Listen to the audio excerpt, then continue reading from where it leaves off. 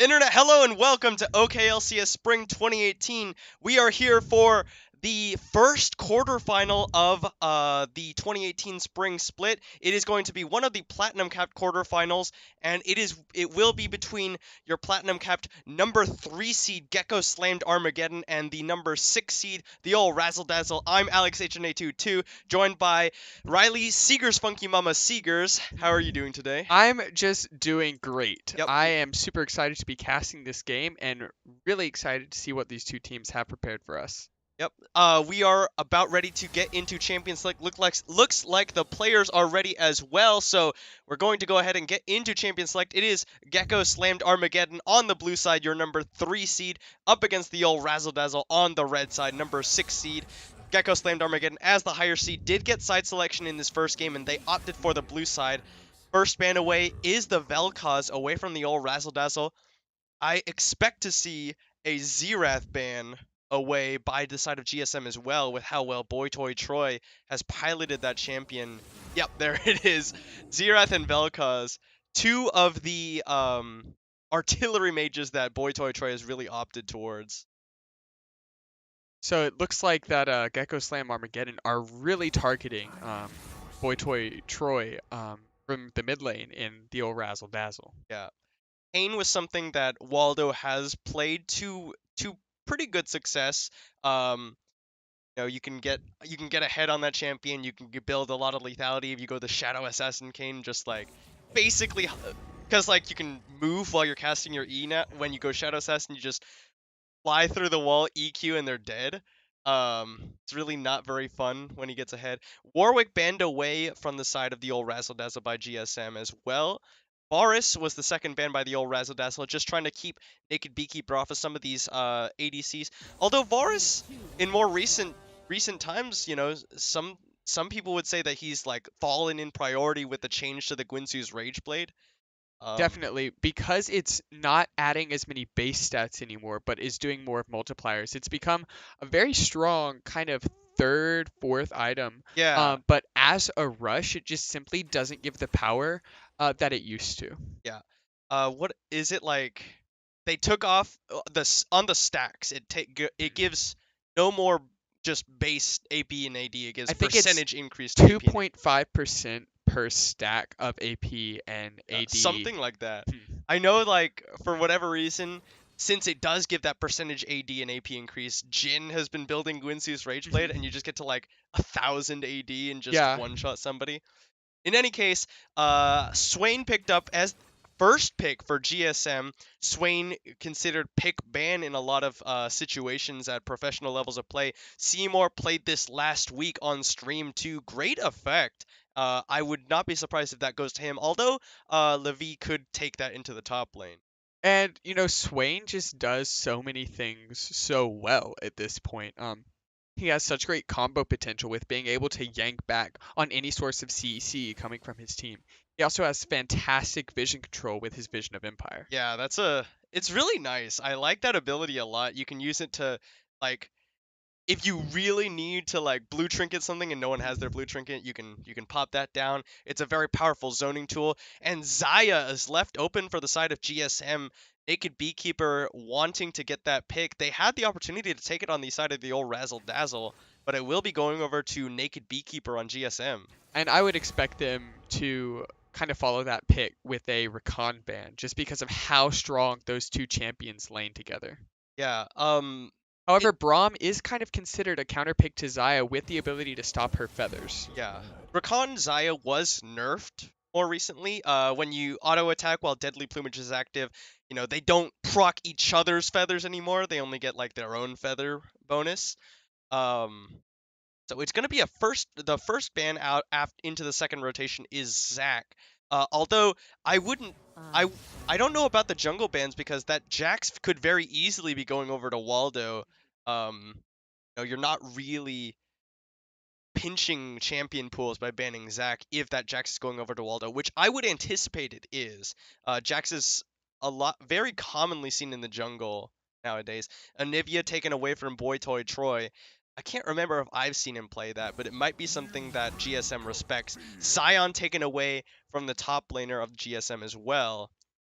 Just in general, It looks Good, like good ban. Yeah, Yeah. it looks like they're maybe not sure where this Jax is going, so kind of splitting a top lane and a jungle ban, maybe taking care of both possibilities against champions they don't That's really want to true. play That's a good against. point. They might just be banning away things they don't want to play against. Uh, Darius was the pick for, I would assume Nyan Cat on the side of the old Razzle Dazzle. I don't think it can go anywhere else other than top lane. Which surprises me with the Scion ban because Darius traditionally does very well against tanks, especially on the new patch with the Conqueror rune available. And there will be a Jarvan picked up for Reverence in the jungle on the side of the old Razzle Dazzle. Bully Bear, we forgot to mention, was the last ban away by the side of GSM. Pinching the jungle pool means that the Jarvan will be the pickup for Reverence. Alistair is going to be the pick for Silver Spade, and now they've got to pick either a top or a jungle, depending on where Waldo is going to be taking that, or whether Waldo or Levi is going to be taking that Jax.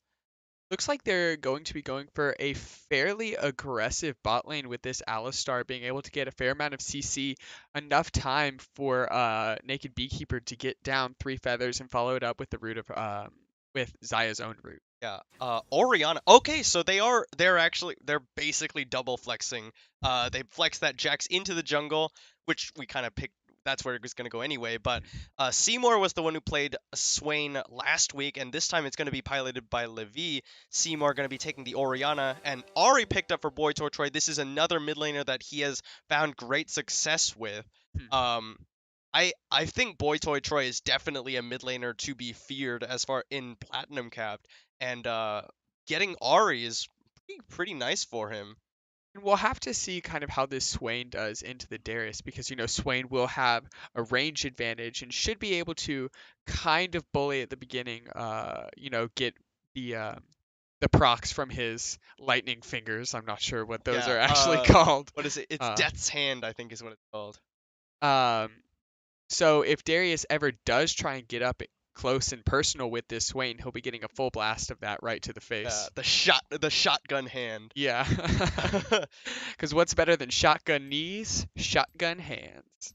All right, so we are finished with Champion Select for this first game of the quarterfinals. Unfortunately, the disadvantages of streaming live, we do have to sit through the 3-minute delay. You get to just listen to us talk about whatever for the next 3 minutes while we wait to get into the actual game. Gonna move those a little. There we go. Now the bans are no longer blocked by the team's tags. So, I think we were talking about the Alistair Zaya lane Hmm. earlier, but Braum traditionally is a lane counter to Alistair at the very least. It's also, like you mentioned, a counter to the Zaya, because you can block. Does that actually just stop the feathers from going down, or? So the way that Brahm's shield will work is if he puts it forward, he will stop the feathers while they're being cast from Zaya's auto attack or her Q in front of the shield. Okay, so they will However, drop. They'll drop in front of him. exactly. Okay. However, if he blocks it backwards on on the cast of Blade Caller, he Uh-huh. will actually intercept the Yeah. feathers as well, so the Zai won't be able to get the multi-man route that's possible. So if you were to like throw it forwards and Hmm, then Zaya were like just hammering him with feathers, they would all land there. hmm. But if they were to continue to chase, she could still rip the feathers back through them if you lay like chase through the feathers that are on the Yes. ground. Yeah. Okay, makes sense. There's some weird interactions with Braum specifically. It doesn't happen so much with Yasuo, but like with Braum, sometimes those projectiles that leave a lingering effect, sometimes they'll like not end up doing that, and sometimes they'll drop it in front of the shield. It's sometimes kind of hard to tell. Yeah, they um will, if they're being thrown from Zaya, they will drop right in front of the shield. yeah. Yasuo kind of has a weird sometimes with him, especially with champions like Oriana. Just like, I can't destroy the ball with my wind wall. That would just be ridiculous. Exactly. There were some weird interactions with Yasuo and Braum, like, previously. Hmm. Uh, there was some experimental changes with Shaco. I remember reading this in a dev blog once. There were some experimental changes with Shaco where they changed his ultimate completely. Where Okay. he'd like throw a Jack-in-the-Box and it's a projectile and he'd like appear somewhere where the Jack-in-the-Box. What happened in testing is like Yasuo windwalled it and it disappeared and Shaco would just like not be on the map anymore. He's just like, oh man, I can't play the game anymore. Oh well. I always love those bugs that just remove people from the map. Yeah. Every once in a while you see these weird things with like Poppy, for example, where they'll like go into the air and they'll like never come Never down. come down. Just like, what? Exactly. Or back, I think it was like really early season, she was able to ult Baron out of the pit. Would just be able to. Oh yeah. Yeah, what was it? So Vi's Vault Breaker, it'll actually shift minions in one direction or another. And you could used to be able to move epic monsters with that. Oh But wow. yeah. That was like very, very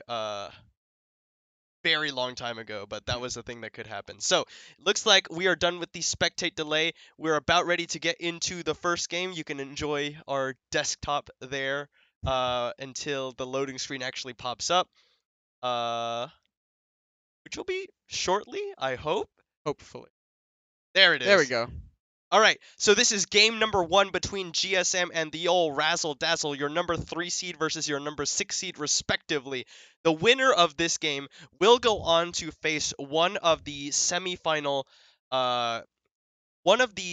qualifiers from Platinum Capped, which are Oklahoma Platinum Rush and Reign of Kings Platinum.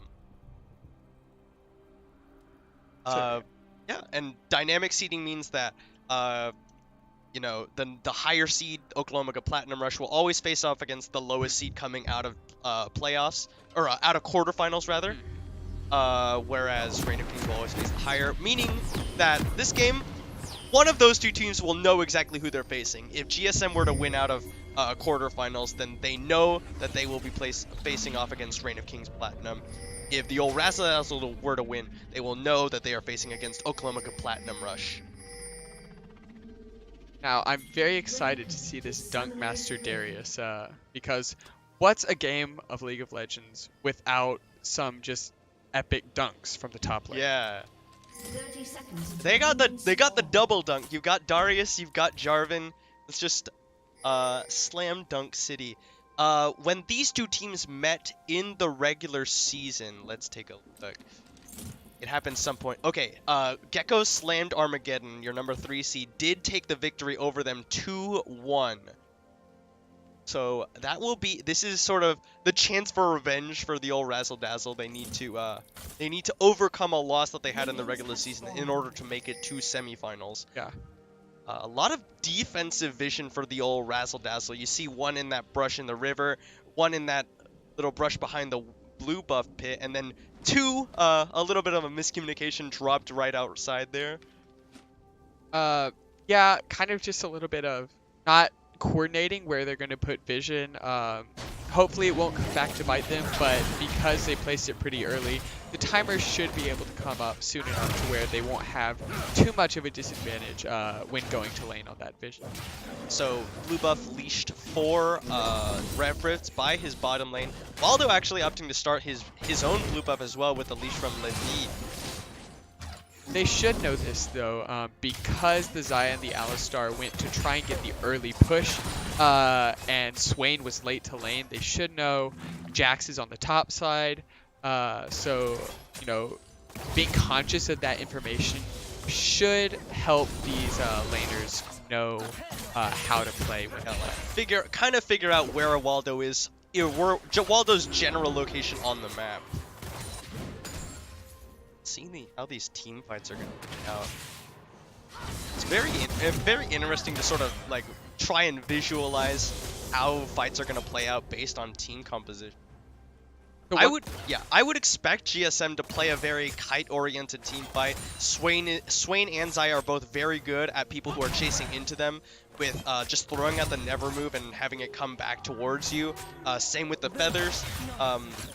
Naked Beekeeper and Levi, it's going to be a lot on them if they choose to play that kind of composition. Here we go, the first gank. Reverend's coming in onto Seymour, will get the Flag and Drag knockoff into the charm. Nicely done. Seymour will flash away. Reverend's will flash to follow. The Ignite is on, but it's not going to be enough. Seymour will survive that first gank with both his flash and his heal used. One thing we will need to remember, though, is that they recently buffed Ignite and they nerfed heal.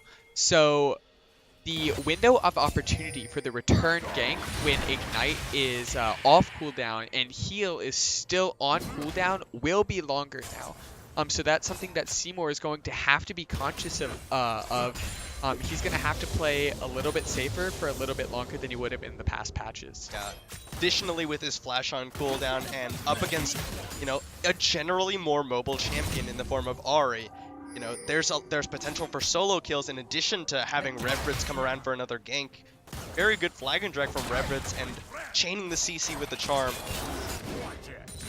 I almost wonder if he should have flashed when he first saw that he was going to be hit by the flag and drag, because he would have most likely been able to then at that point avoid the charm and the damage and not have to use his heal either.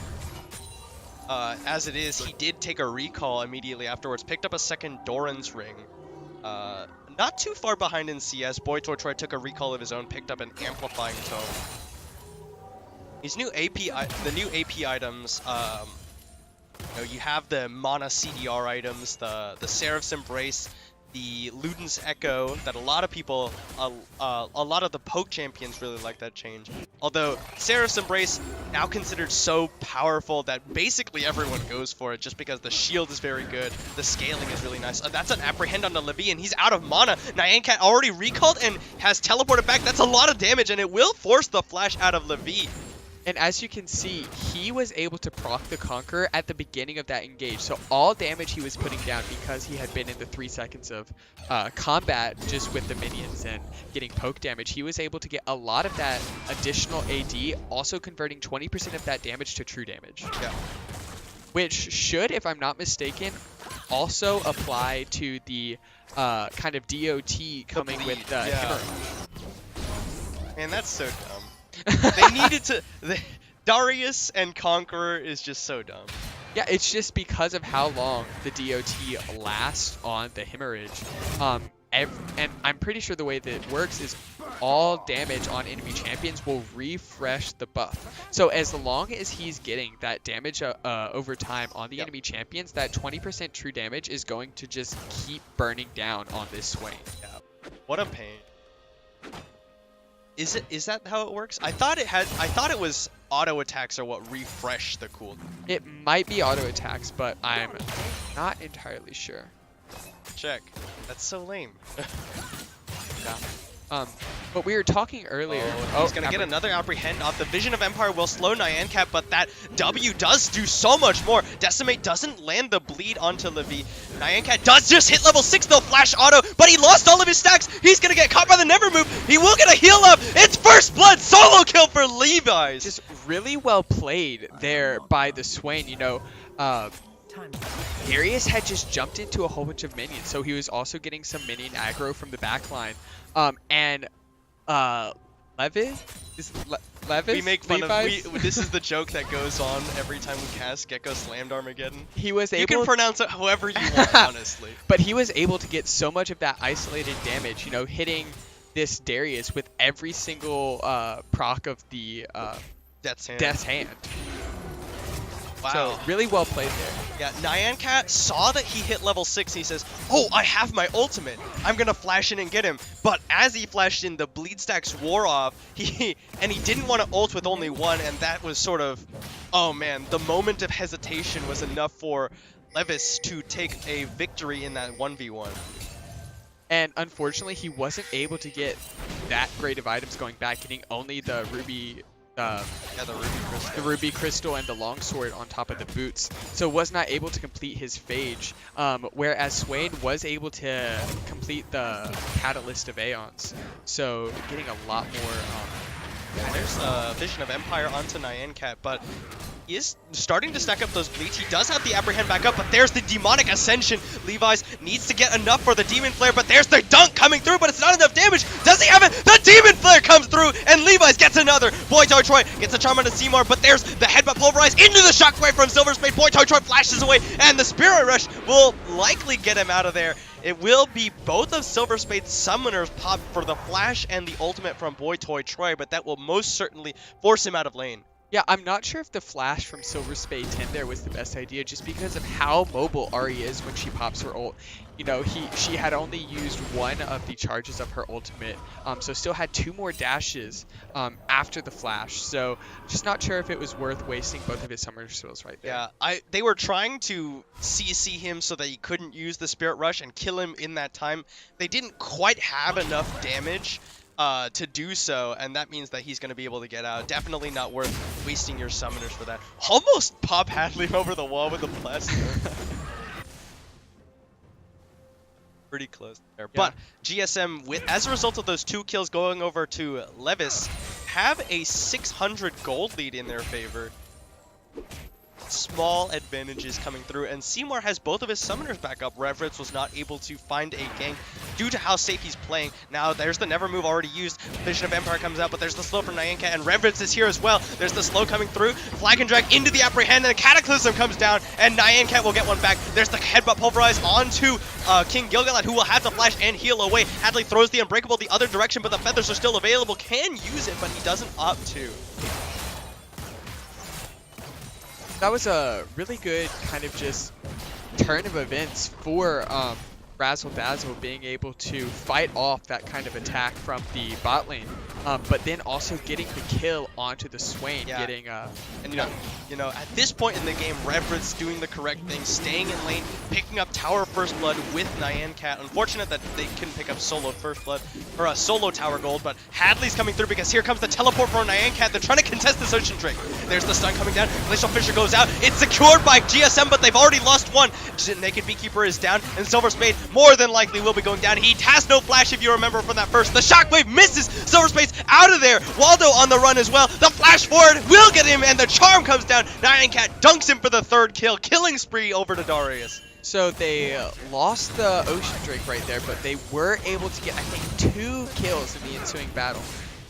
So, you know, Ocean Drake does have a lot of kind of utility in the early phases of the game, getting a lot of regeneration, but kind of toward the mid game where there are only little skirmishes, not a whole lot, not too many kind of drawn out battles, it kind of loses its prevalence in the mid game.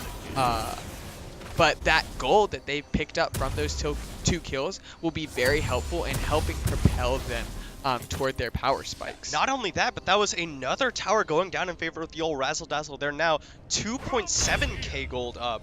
Not King Nyancat picked up 2 kills in that fight as well. He's even going for a Trinity Force rather than the traditional Black Cleaver we normally see. That's an interesting choice. It will offer you a lot of burst. There's not too much, not too many champions on the side of GSM will be stacking that armor. Although Black Cleaver in general is just very efficient on Darius. I don't know if it's actually worth it, but there's Hadley getting knocked into the wall by Silver Spade, and it will be a Rift Herald secured by GSM. Yeah, I think that was kind of the best they could do there out of an unfortunate situation in the bot lane. They knew that all of RZDZ after getting the bot tower would be backing and kind of spend the gold they had just gotten. So as they were backing, Swain and Orianna kind of rushed to the Rift Herald to start. Yeah, but now with that happening, the old RZDZ will take the initiative and they will get priority on this mid lane, take about half of its HP off before the GSM are able to respond. Caitlyn is just such a good sieging champion because she's able to just kind of stack up those traps, getting the bonus damage if anyone steps on it to try and contest the siege. Is that? It's so annoying. Caitlyn is one of my least favorite champions. She's no fun. Play against Caitlyn Morgana in solo queue. It's really a very enjoyable experience. It's fun to play, but it is no fun to play against. Alright, so the old RZDZ, they're starting to sort of converge onto the mid lane. It is the last remaining outer tower for them to take. GSM, they're fanning, they're using some resources to try and keep the push off for now. Now Waldo's heading down towards those Krugs as Levis, he pushed in his lane, is starting to walk in towards the mid lane. See if any fights break out. There's a charm. He's going to land on a Silver Spade, but the Unbreakable Will is available. Concussive blows will stun him in place. The Yordle Snapshots will force the flash, was Silver Spade's ultimate and flash burned for the for the ultimate of Hadley. So we will not have the Unbreakable Will for this next fight should it break out. And the old RZDZ, they've still got Ahri ultimate. It's just kind of... Oh, and there's an Apprehend, and here we go. Shockwave finds only Hadley. He's going to be able to hop back out. Silver Spade knocks in onto Nyancat. He will get pulled into the tower by the Ravenous Flock from Levis.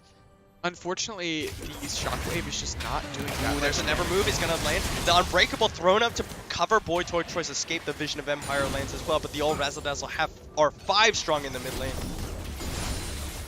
And if you look at the items, so Orianna does have this tier, which will be great for stacking up kind of in the mid to late game. But right now, the only mana item she has on top of the Doran's Ring is the Lost Chapter, whereas Ahri has a Blasting Wand in addition to her Lost Chapter and Doran's Ring, providing a lot more just kind of flat AP. There's more combat stats as Nyancat flashes for the Apprehend. There's a Flag and Drag in.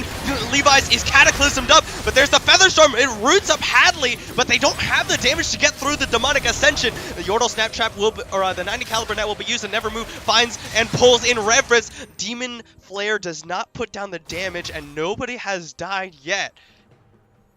Yeah, one thing I will say about GSM does have a lot of kind of prolonged fight power with the feathers that this Xayah will be able to put down, and then also kind of the drain tank capability of this Swain once he goes into the Demonic Ascension becomes rather difficult to kill actually, and regenerates a lot of his health lost. Yeah, the Demonic Ascension, it gives you a flat amount of max health, is that right? And then you have to do like so much damage. You have to get enough soul fragments before you can actually pop the ultimate for the Demon Flare, which does the burst damage in the AoE. Is that blockable? Or does it I just know do it used to be to like 3 enemies or champions, but they recently changed it in the buffs in the last couple patches, so I'm not entirely sure how much of that would be blockable or to how many champions it does damage. Richter dropped in the top lane, and it doesn't even get to crash into the tower. So, old RZDZ successfully eliminate another resource on the side of GSM. Another dragon spawning in about 15 seconds. I don't know what type it is. Yeah, and unfortunately, GSM was not really able to use the Rift Herald to any advantage, whether it was getting damage on the top lane turret, or even kind of using it to split push and getting pressure around this Mountain Drake, the Mountain Drake, which is about to spawn or pushing the bot lane. It is a Mountain Drake, so fairly powerful, but a lot of people are starting to devalue. Oh, hold on, that's an Apprehend on the 2. Flag and Drag finds 2, and the Cataclysm will keep Silver Spade in the pit. The cow doesn't get to leave the stable today. It's not a stable, horses live in those. The barn. But Silver Spade will go down even after popping his ultimate, and the old RZDZ will get a free Mountain Drake for their troubles. Yeah, this Swain going for Rod of Ages, hasn't had time to stack up, only has the Cloth armor, was really not able to withstand, wasn't even able to pop the ultimate, really was not able to withstand the damage coming out from Razzle Dazzle right there. Yeah, and Revrith is going for a tank Jarvan build, to Cinder Hulk into a Kindle Gem, but it's not going to hold up. A charm lands onto Waldo. It will only be about 30% of his HP. GSM still continuing to hold the line on this mid lane tower. Thankfully, Orianna Xayah's decent enough wave clear. Yeah, especially once Xayah gets to do these flat AD items. What is not quite able to get the Essence Reaver, which will really help with the cooldown reduction and the mana regen. However, looking at Naked Beekeeper's build, has decided to go for the Ninja Tabis, which I think is an incredibly intelligent buy. Ooh, that's a good never move. I'm sorry, hold that thought. The counter strike will land. Nyancat looking for a heal. He will get one, but it's not going to be enough. Demon Flare is enough, and Levi shuts him down. Yeah. Really good pick there. Yeah. Like you're saying, a lot of the GSM is still, waiting on some of that scaling. The Tear of the Goddess is not fully stacked for Seymour. The Rod of Age is not fully stacked for Levis, compared to a Trinity Force power spike for Nyancat's Darius. Potentially hurt him in kind of losing a little bit of the survivability brought about by the HP from from the Black They're Cleaver, going to be but using the headbutt pulverizing the Void Torch, but that's just going to be Silver Spade burning his own flash. Walks back in looking for a stun. Hadley will flash away to avoid getting rooted by the feathers. Waldo coming in. It's actually King Gilgalad who gets the big raptor. Oh, a Shockwave. King Gilgalad watched into the ball, but they don't have enough damage, and a Charm lands onto Seymour. They have the combo, but it's enough damage. The heal comes out from Seymour, but the Ignite, will it be enough? Yes! Boy Toy Troy gets it with the Ignite. Seymour falls down, and GSM, they get another Charm. Boy Toy Troy, the Flag and Drag is the sign to go in, and Spirit Rush will pick up a double. Cataclysm in, as Dreadfrist flashes out to keep Silver Spade and Waldo in. It's a triple for Boy Toy Troy. Flash into the Charm from him. Waldo is going to go down. Hadley picks up the kill. King Gilgalad will die to the tower. No, he summoner heals to survive as they take it, and the old RZDZ get 4. yeah, the Razzle Dazzle here just has so much kind of zone control. What with the traps coming in from Caitlyn, Darius has a whole bunch of AoE abilities, the ultimate and different AoE abilities coming out from Hadley, the Flag and Drag and the ultimate from Jarvan, just really able to kind of set up areas of control, allowing Boy Toy Troy to land a lot of these charms. He threw a charm predicting the flash from the last member of GSM, lands it, they get 4, and they're able to push down 2 towers in the mid lane, a huge swing in their favor. They now find themselves 6.3k gold ahead, 4 towers to 0. Yeah, you know, kind of like we were talking about, the Razzle Dazzle is just pushing their advantage, you know, constantly going for it, attempting to land these charms, attempting to land the Flag and Drags, the Apprehends, you know, being aggressive on this Braum. And because of how far behind GSM is, despite them having very good kind of kiting champions, are just not able to deal with all of the pressure being brought by Razzle Dazzle. And I think what Razzle Dazzle needs to do is they need to keep up this pressure while they have this large lead, because, you know, once Orianna starts to get these stacks and Swain gets the stacks, they'll be really difficult to deal with. Boy Toy Troy is having a very good performance on Ari, and Hadley's trying to bait him in. The Glacial Fissure goes out, but he is going to give his life. Seymour picks up one. The Charm lands. A teleport coming in from Nyan Cat from the bottom lane. Waldo is now on the run. Ace in the hole will not be enough damage. It's blocked by somebody. They do successfully get a kill, and they get the teleport out of Nyan Cat, so GSM taking their wins where they can find them. However, they did prep the bot lane wave. It should be pushing in their favor, so they can use this 4-man squad. Oh, flash apprehend from Nyan Cat! Levi's dodges away from the charm with a flash. He gets a never move onto one, but it will not matter as the Noxian Guillotine comes down. Nyan Cat throws down another one. Decimate comes out and gets him a big heal. Featherstorm used. Silver Spade will take an Orb of Deception. The bleed! Wizard it up! Yes, it is! Nyan Cat picks up Silver Spade!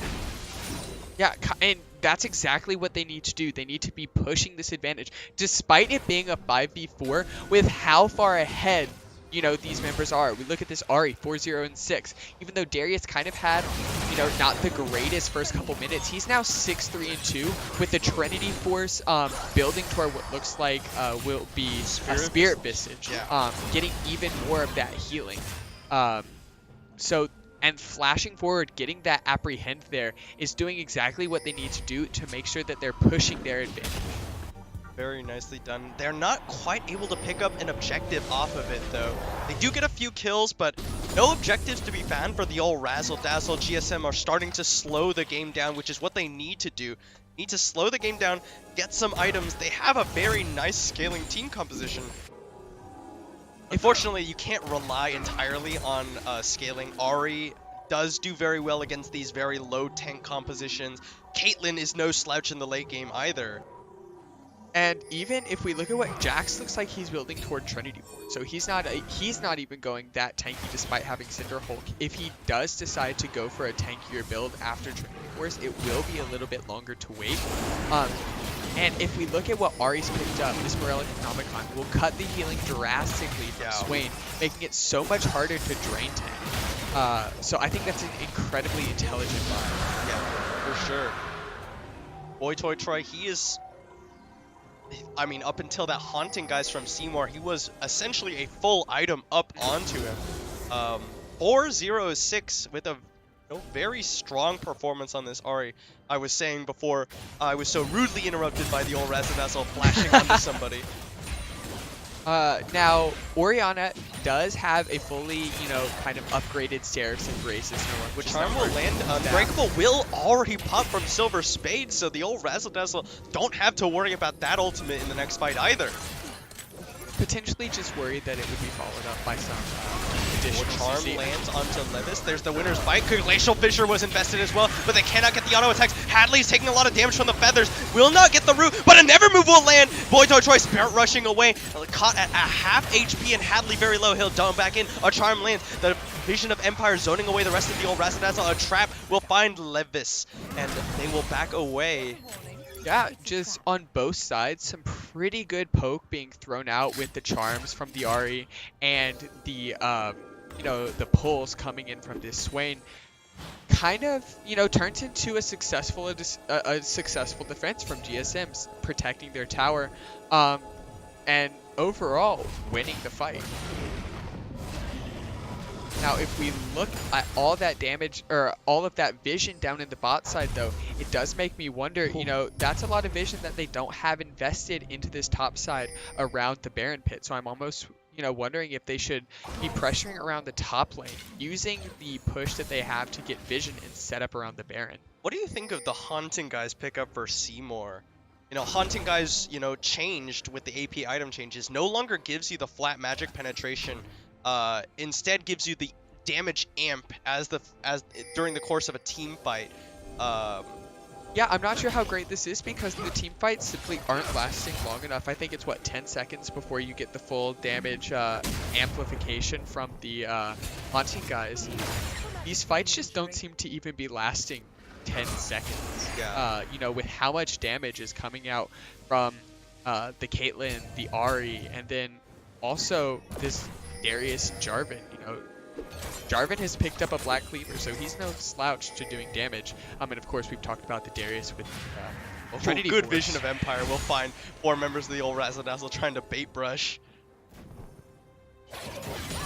So yeah, just kind of doing their due diligence, pushing up the waves. They are starting to move the vision that they had invested in the bot lane up towards the top side of the jungle. Charm lands onto the Seymour. Flag and Drek comes through, knocks up 2 Cataclysm onto Seymour. The Shockwave finds nobody as Reverend slashes out to safety, but there's a stun onto Boy Toy Troy, gets pulled in. Demon Flare is popping, but he will not find the Demon Flare. Boy Toy Troy goes unstoppable as the Noxian Guillotine canceled in the air, but they will get Levis. They will find the 5v4 advantage, and they will look at this Baron.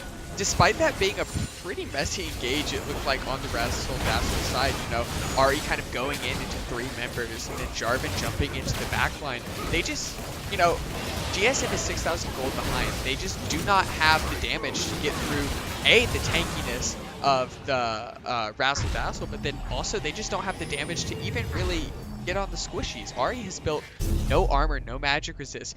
They still, 3 members against 1, were not able to take her down, just around half health. Yep. Now King Gurglet sitting on Infinity Edge Rapid Fire. Black Cleaver for Revrivt as well, like you mentioned. He is doing his own share of damage. 0-0-11, near 100% kill participation for Revrivt. And he has also picked up, the Executioner's Calling, applying that Grievous Wounds onto the Swain. So Swain at this point is just really not able to do anything. Which feels bad when you pick this champion. You're really expecting to dominate. You're expecting to scale. And the fact that he's just got put so far behind, and then... good use of the Demacian Standard. We'll check that brush, and we'll see Silver Spade and Naked Beekeeper looking for a cheesy pick. I think this is kind of one of the best things they can do too. They're splitting with the Darius in the top lane, and they're pushing in the bot lane. There are no objectives for them to take on the top lane, so there's really no reason for them to be up there. However, this Infernal Drake will be spawning in 1 minute, so the fact that they're in the bot lane, able to kind of get some of that vision and get priority around Dragon, will make it so much easier for them to get that Drake. Cat trying to just ignore Levis now as using the Baron-empowered minions that have that increased resistances, and he will force down the tower in his face. With Trinity Force, you know, the Sheen procs will help him push down those towers even quicker.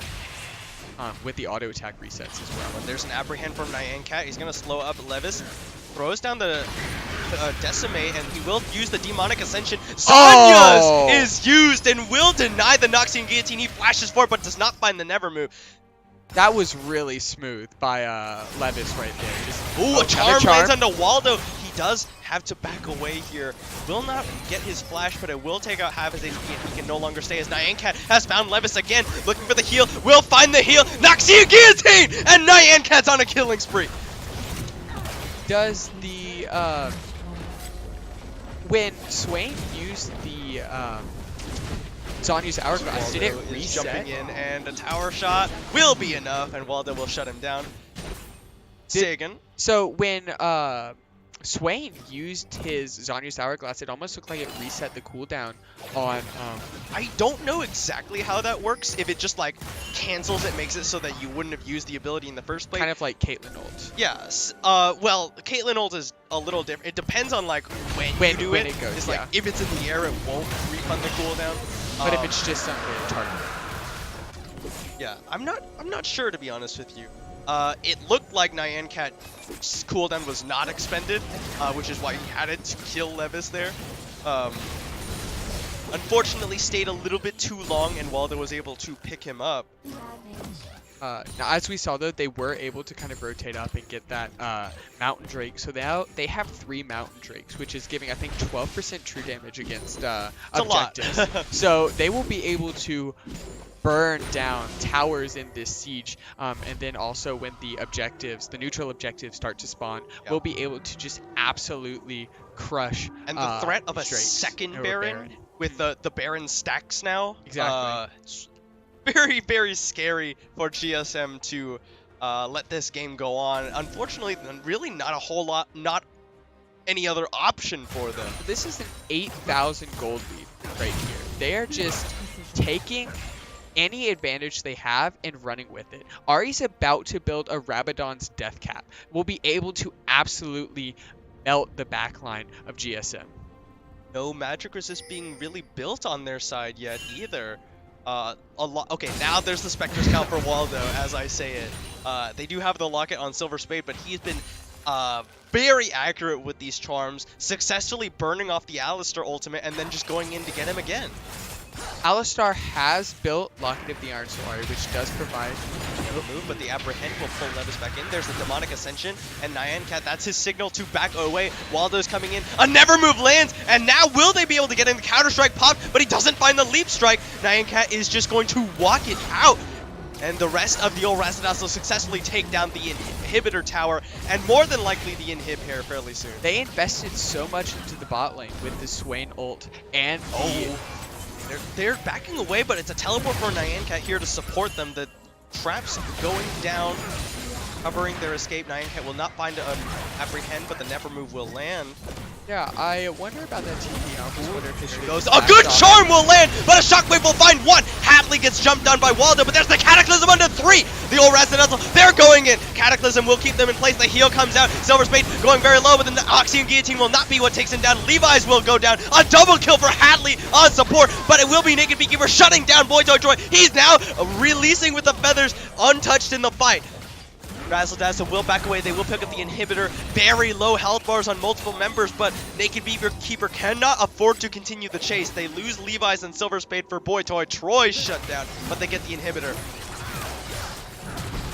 Yeah, really good. Oh, the Apprehend out of the Leap Strike. Hadley going very low, but the Noxian Guillotine will cover his escape as Waldo goes down. Ace in the hole absorbed by Naked Beekeeper, and it will be the old RZDZ getting 1 more. Yeah, I was kind of skeptical about the teleport coming in from the Cat at the beginning. However, they were use it to push in, get the Inhibitor, and steal the blue buff, set up some vision around Baron Pit, which will be spawning in 36 seconds.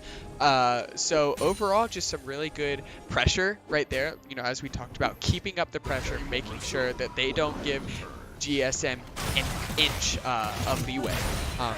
Look at this. Support Jarvan and support Caitlyn 0-0-14, 0-0-13. King Gilgalad's really itching for some kills. Unfortunately, Hadley took 2 of them in that fight. That's just such a feel bad for the ADC when you're playing this, you know, really kind of oppressive game on the side of Razzle Dazzle, just never giving up the pressure and getting so many kills. But after all of these fights, has not walked away with 1 kill. Just, you know, kind of makes me feel bad for Feels King bad. Gilgalad right now. However, is still almost, you know, a full item kind of above Naked Beekeeper right here. Has her 3 core items. Just that global gold discrepancy when you are 7 towers to 1. They did finally get the 1 in the mid lane for themselves, but GSM are very much floundering in this game. Yeah, so you know, Seymour has very little burst with this build because the Lientus doesn't give that flat magic penetration. It gives you that damage amp, flash apprehend. We've seen it before and we've seen it again. A shockwave finds 2, but it's not King Gilgalad who is still putting out damage. The Featherstorm comes out. Will he be able to rip the feathers through? He will get Silver's bait. That's a Nyan Cat's first kill of the fight. Boy George Roy Spirit rushes over the side. There's Seymour getting caught, and it's a double kill. King Gilgalad finally gets the 2 kills he wants. Naked Beekeeper slowed up. He paused the QSS, but the apprehend will come through. Waldo picks up Red Bruce, but it will be the only kill that GSM get in the fight. A triple for King Gilgalad as they barrel down the mid lane. And kind of quietly, Hadley did so well in that fight. You know, as Naked Beekeeper was throwing down the feathers, you know, as they were kind of retreating, that makes it so strong on the Xayah, able to get the feather root. However, Hadley threw the shield up the other way, blocking the recall, the Blade Caller, from you know, catching all of these people in route. So really good job by Hadley.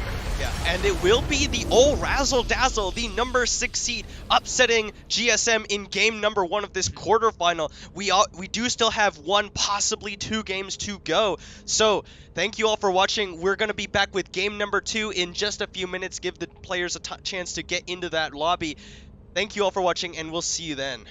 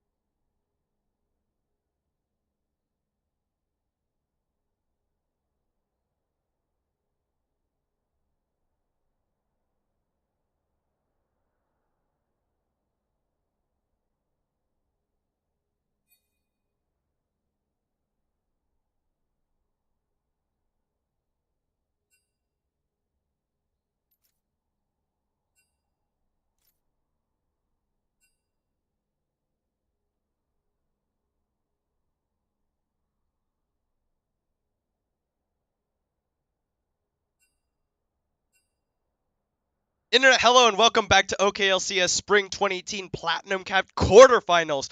The first game of Gecko Slammed Armageddon versus RZDZ just concluded with the old RZDZ, the number 6 seed, taking the first victory in the series.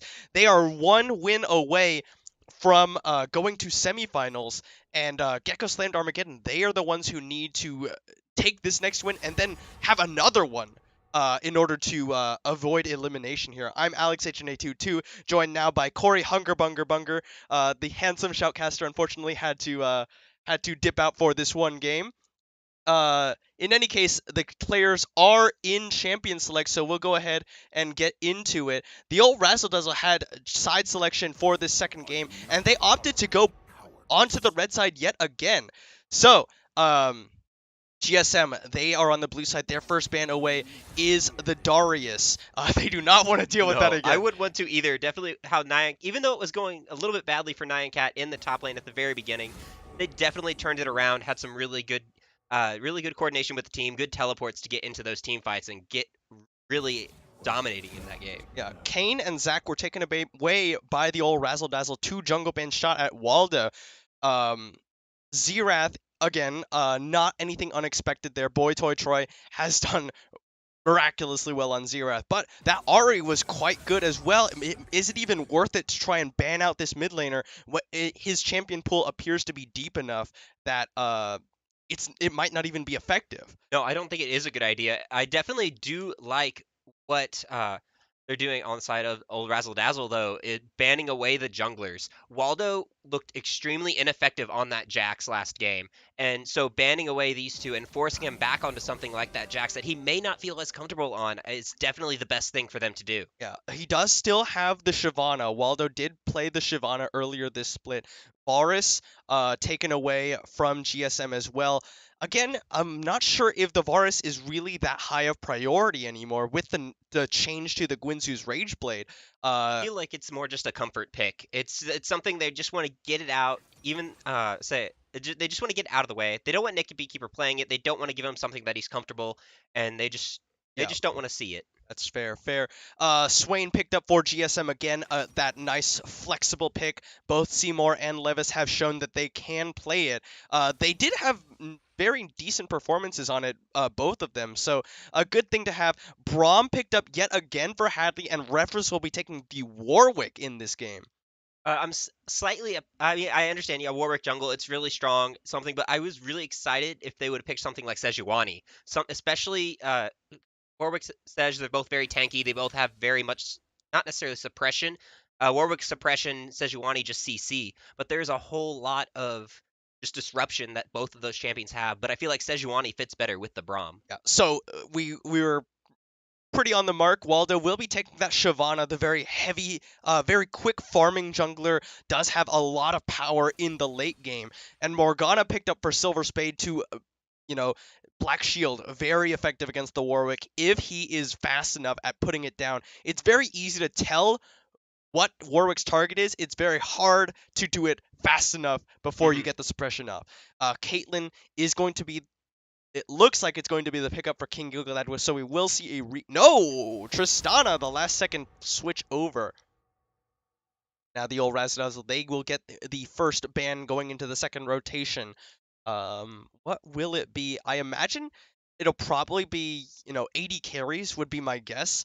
Seeing as that Swain can be flex, but no, it's going to be a Galio, so they're not going to let Seymour empower Naked Beekeeper anymore. Naked Beekeeper, one of a very strong 80 carries going into Platinum Capped, already taken away from Boy Toy Troy, no surprise there. Really don't want to let him have such a powerful champion, so good at making those picks, especially with someone like Warwick who excels again at making picks. Yeah, it seems like GSM is just trying to knock away the mid lane pool, and Razzle Dazzle is as well, each trying to just go against their respective mid laner. For instance, Boy Toy Troy had a really good game on that Ahri, and it looks like they're trying to just use that momentum and just throw it into this game too. Again, with the Anivia being banned, just these mid laners are getting targeted, which I don't necessarily think, like you mentioned, is a good idea for Well, GSM. maybe with 4 mid lane bans, it'll be Maybe. enough to push Boy Toy Troy down to something he's a little bit less comfortable on. Renekton will be the pickup for Nyancat, another very strong conqueror lane bully in the form of Renekton, similar to that Darius. So we'll have to see. With 2 mid lane bans in the second rotation, you might see that Swain flexed over to Seymour this game. And maybe they pick a stronger top laner, one that can at least contend the lane up against Nyancat. And it looks like that's definitely why they decided to pick the Renekton first, is because they wanted to force that, see if they could force that Swain into the mid and have Boytoy Troy go against that. Yeah, so it will be Sion picked up for Levis. This is the better chance to pick Sion. First off, it was banned last game. Yeah. But it does fare a little bit better against Renekton than it does against Darius. But against Sion in particular, Conqueror is significantly more effective. Because he's going to be building those resistances, and that 20% true damage conversion is going to be a little bit more effective. So it will be Silver or a Naked Beekeeper getting the Caitlyn this game. And the last pickup for Boy Toy Troy, Was the the Orianna. Orianna. Okay, so a little bit different from the old Razzle Dazzle this game. They're looking more towards those the ability to team fight this game rather than how much pick power they had with Ari and with Darius last game. Yeah. On the other side, GSM, they also, I can't really tell what their team comp wants to do. They also have decent team fight. If they can fight front to back, that'll be very good for them. With, Sion just standing in front, absorbing as much damage as he can, while Naked Beekeeper pumps out the damage, and Seymour sort of plays midline.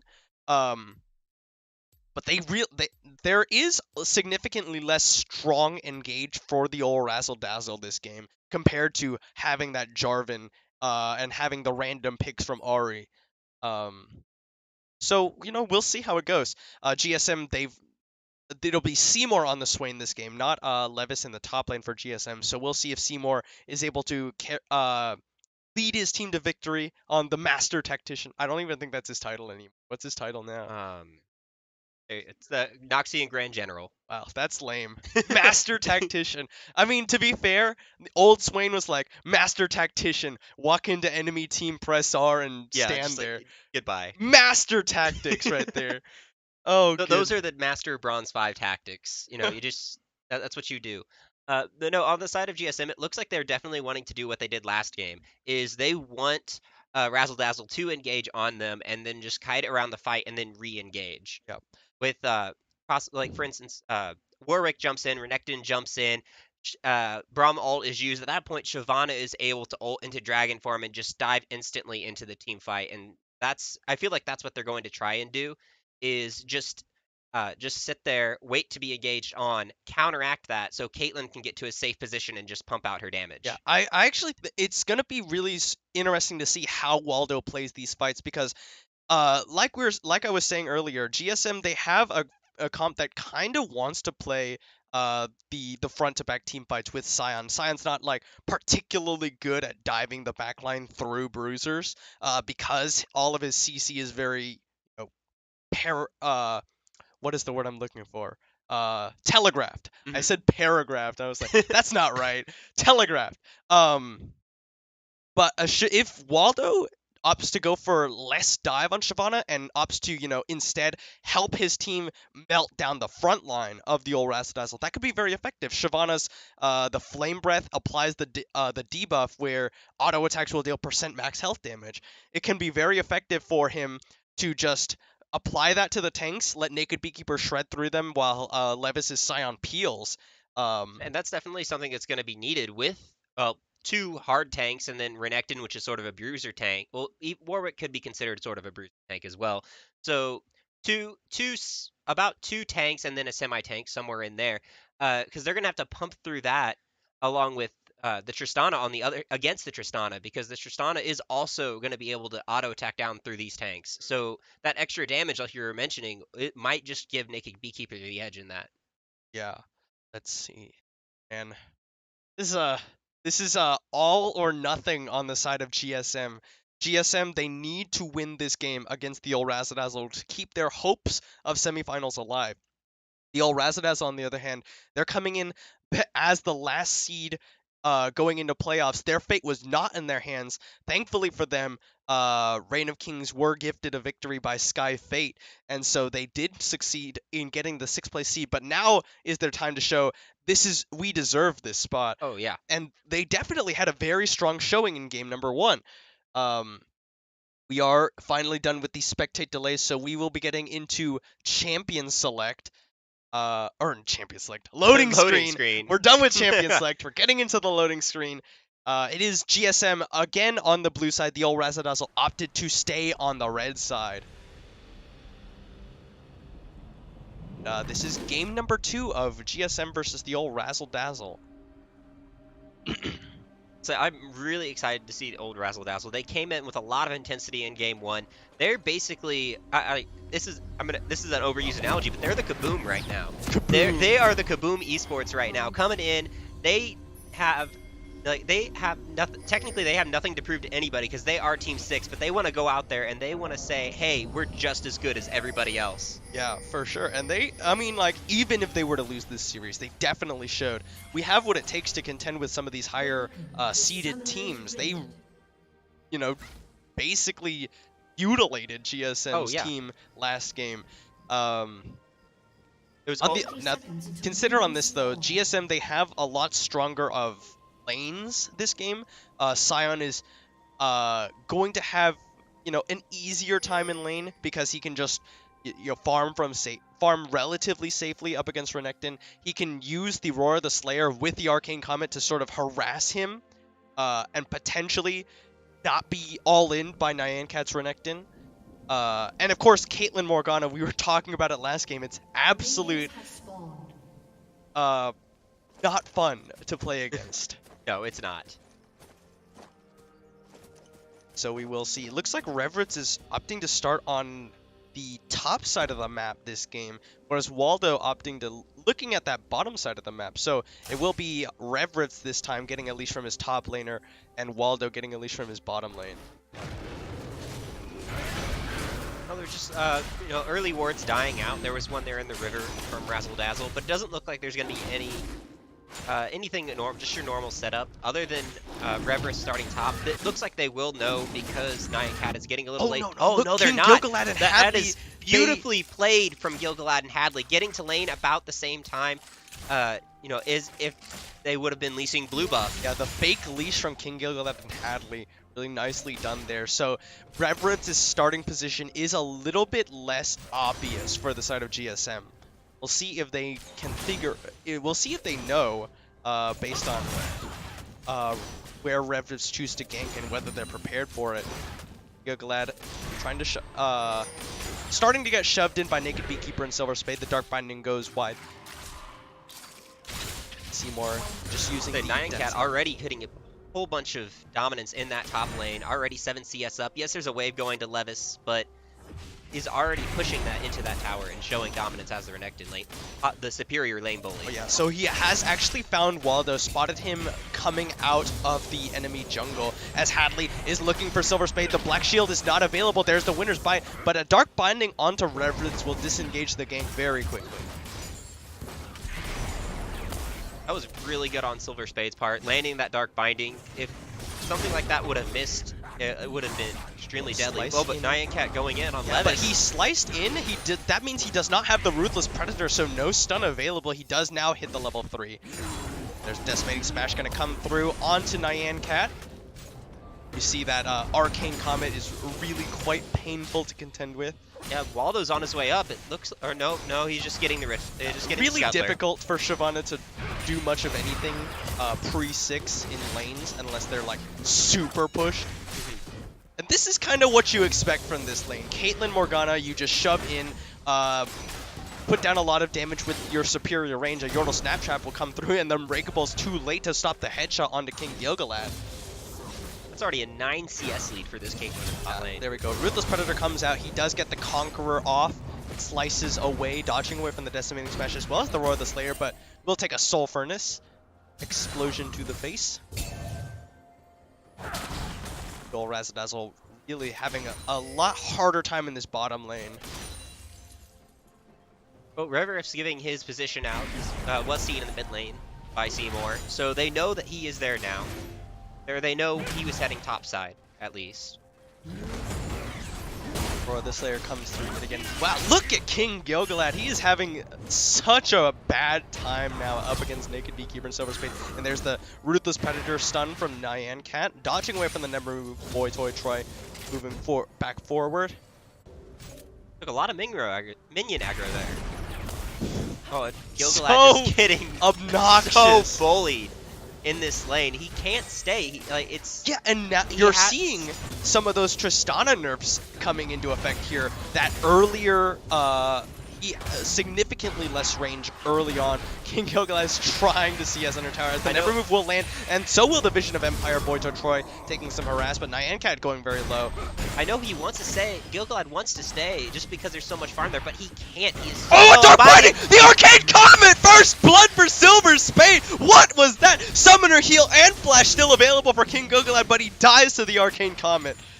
That's exactly the kind of thing. Like, you can't stay when you're that low. If you're going to get caught out like that, yes, he could have healed, but I don't know if it was just a reaction. He didn't think about the Arcane Comet, what it was, but something like that, that kind of misplay, you can't stick around when you're that low against a poke lane. And Waldo was already on the Infernal Drake when GSM got that kill in the bottom lane. It's a very easy Infernal Dragon, not only for the Razzle Dazzle, or for GSM scaling, but also for Waldo's bonus resistances on this Shyvana. This is going significantly better for GSM. Oh, yes. I might think that GSM maybe underestimated Razzle Dazzle a little bit in the first game, just from how they were playing. And now after they've taken that loss, they're like, all right, we have to be a little more serious about this. Yeah. Very, very nicely done by the bottom lane of GSM, and that's just the culmination of a lot of small advantages that GSM were able to take in that bottom lane, chunking King Gilgalad constantly with the traps into headshots, the Dark Binding, the Tormented Soil with their Arcane Comets attached. Oh, as the Unstoppable Onslaught was used onto Nyan Cat, the Dominus is popped. They've got to press the attack onto him. Waldo is too scared to continue forward as here comes Reverence. Infinite Duress is available. Levis will flash away. Decimating Smash comes out, but it will not find anyone. So Flash is zoning. Yeah, Flash burned by Levis. And that Levis, and that was it. No other flashes used in that. So Nyan Cat successfully staves off a gank long enough in the 1v2 for Reverence to come and cover his escape. Oh, Reverence trying cheeky down there. He was wanting to try and yeah, I catch think Shyvana going for I think at this time Waldo, he knew Waldo was going to take a recall, so feels very safe to go for that counter jungle. And Levis better be careful. It looks like they're going to try and dive on him. Ooh, yeah. He does have a ward. He does know. Unstoppable Onslaught is down. The teleport coming in from Seymour, and that will be the old RZDZ disengaging very quickly. Successfully bait out Seymour's teleport. He actually finishes it. He did finish the teleport, which means Boy Toy Troy is pushing that mid lane in. Wow. Okay, so you know, they baited out the teleport. That's great, but they actually got him to finish it. And slice and dice in from Nyan Cat onto Seymour. Naked Beekeeper is going to take the concussive blows, but he had the Black Shield, will avoid the stun, and Waldo is down here. The old RZDZ, they might have stayed a little too long. Dragon's Ascent, a good Dark Binding lands, and they will push him back in. Waldo picks up one. Yeah, definitely. Good gank there from Waldo, but going back to the TP play, I think that Seymour went ahead and finished that TP, and here is Levis coming into the mid lane. He was trying to give Levis a chance to back and get some items, get some help. So he went ahead and stayed there because he knew that the oppression in that top lane was not going to get any less. If Levis hit back, Nyan Cat was going to just push in and get a lot of damage on the turret. And this allows Naked Beekeeper to get that first turret gold that we just saw. Yeah, very nice by GSM. They now are 2.4k gold up at 8 minutes with an Infernal Dragon in their back pocket. And King Gilgalad forced to go for a second Doran's Blade. Now Nyan Cat gonna Ruthless Predator stun up Levis. Conqueror is popped. He's going to just continue to auto attack onto him. Oh, there's the Conqueror rather. Sorry. It took a little bit. I say it's those 4 second yeah, delay. I thought he would have had it just from minions, but I'm not used to that particle effect yet. Very hip, very new. No, Reverif's up here looking for a gank. He's trying to get it. Slice and dice in. They will. Oh, flashes for the Ruthless Predator, but Reverence was not on the same page, and he misses the Infinite. Oh, he follows with the Jaws of the Beast, but he's got got to deal with Waldo. He will take down Levis. The fear comes through, but too early. Levis pops back up and autos him to death from beyond the grave. Wow. He Jaws of the Beast to follow the unstoppable onslaught and stops it with his body, and does have enough damage to get him before Waldo's able to take him out. Voitar Troy now getting zoned away from his own lane by Seymour as the Nemmer move will land, but it will just be a death's hand to the face. Waldo is coming in, and Dragon's Ascent is available. He flashes with the Demonic Ascension. Naked Beekeeper comes in, built over Peacemaker, and they're going to use the Dragon's Ascent in Misbeat Voitar Troy, but it finds Hadley. The Shockwave pulls them in, and it will be Waldo going down. And will they get, yes, a headshot from Naked Beaker will take down Hadley. Ace in the hole, blocked by Reverend, will keep Voitar Troy safe. Dark Binding goes wide. It will just be one going over in favor, or a 1-for-1 on both sides, and no tower will fall today. Okay, well, Looks like Nyan gonna take his back here. TP's coming up here soon. I don't know if he'll. So I don't know about. Oh, that Cloud Binding was so close against Oh Voitar yeah, Troy. but here's the Soul Shackles being popped. He's just gonna try and get in there with the stun, and Naked Beekeeper has the headshot. Silver Spade tanks the tower for as long as he can, backs away. Easy kill for the bottom lane of GSM.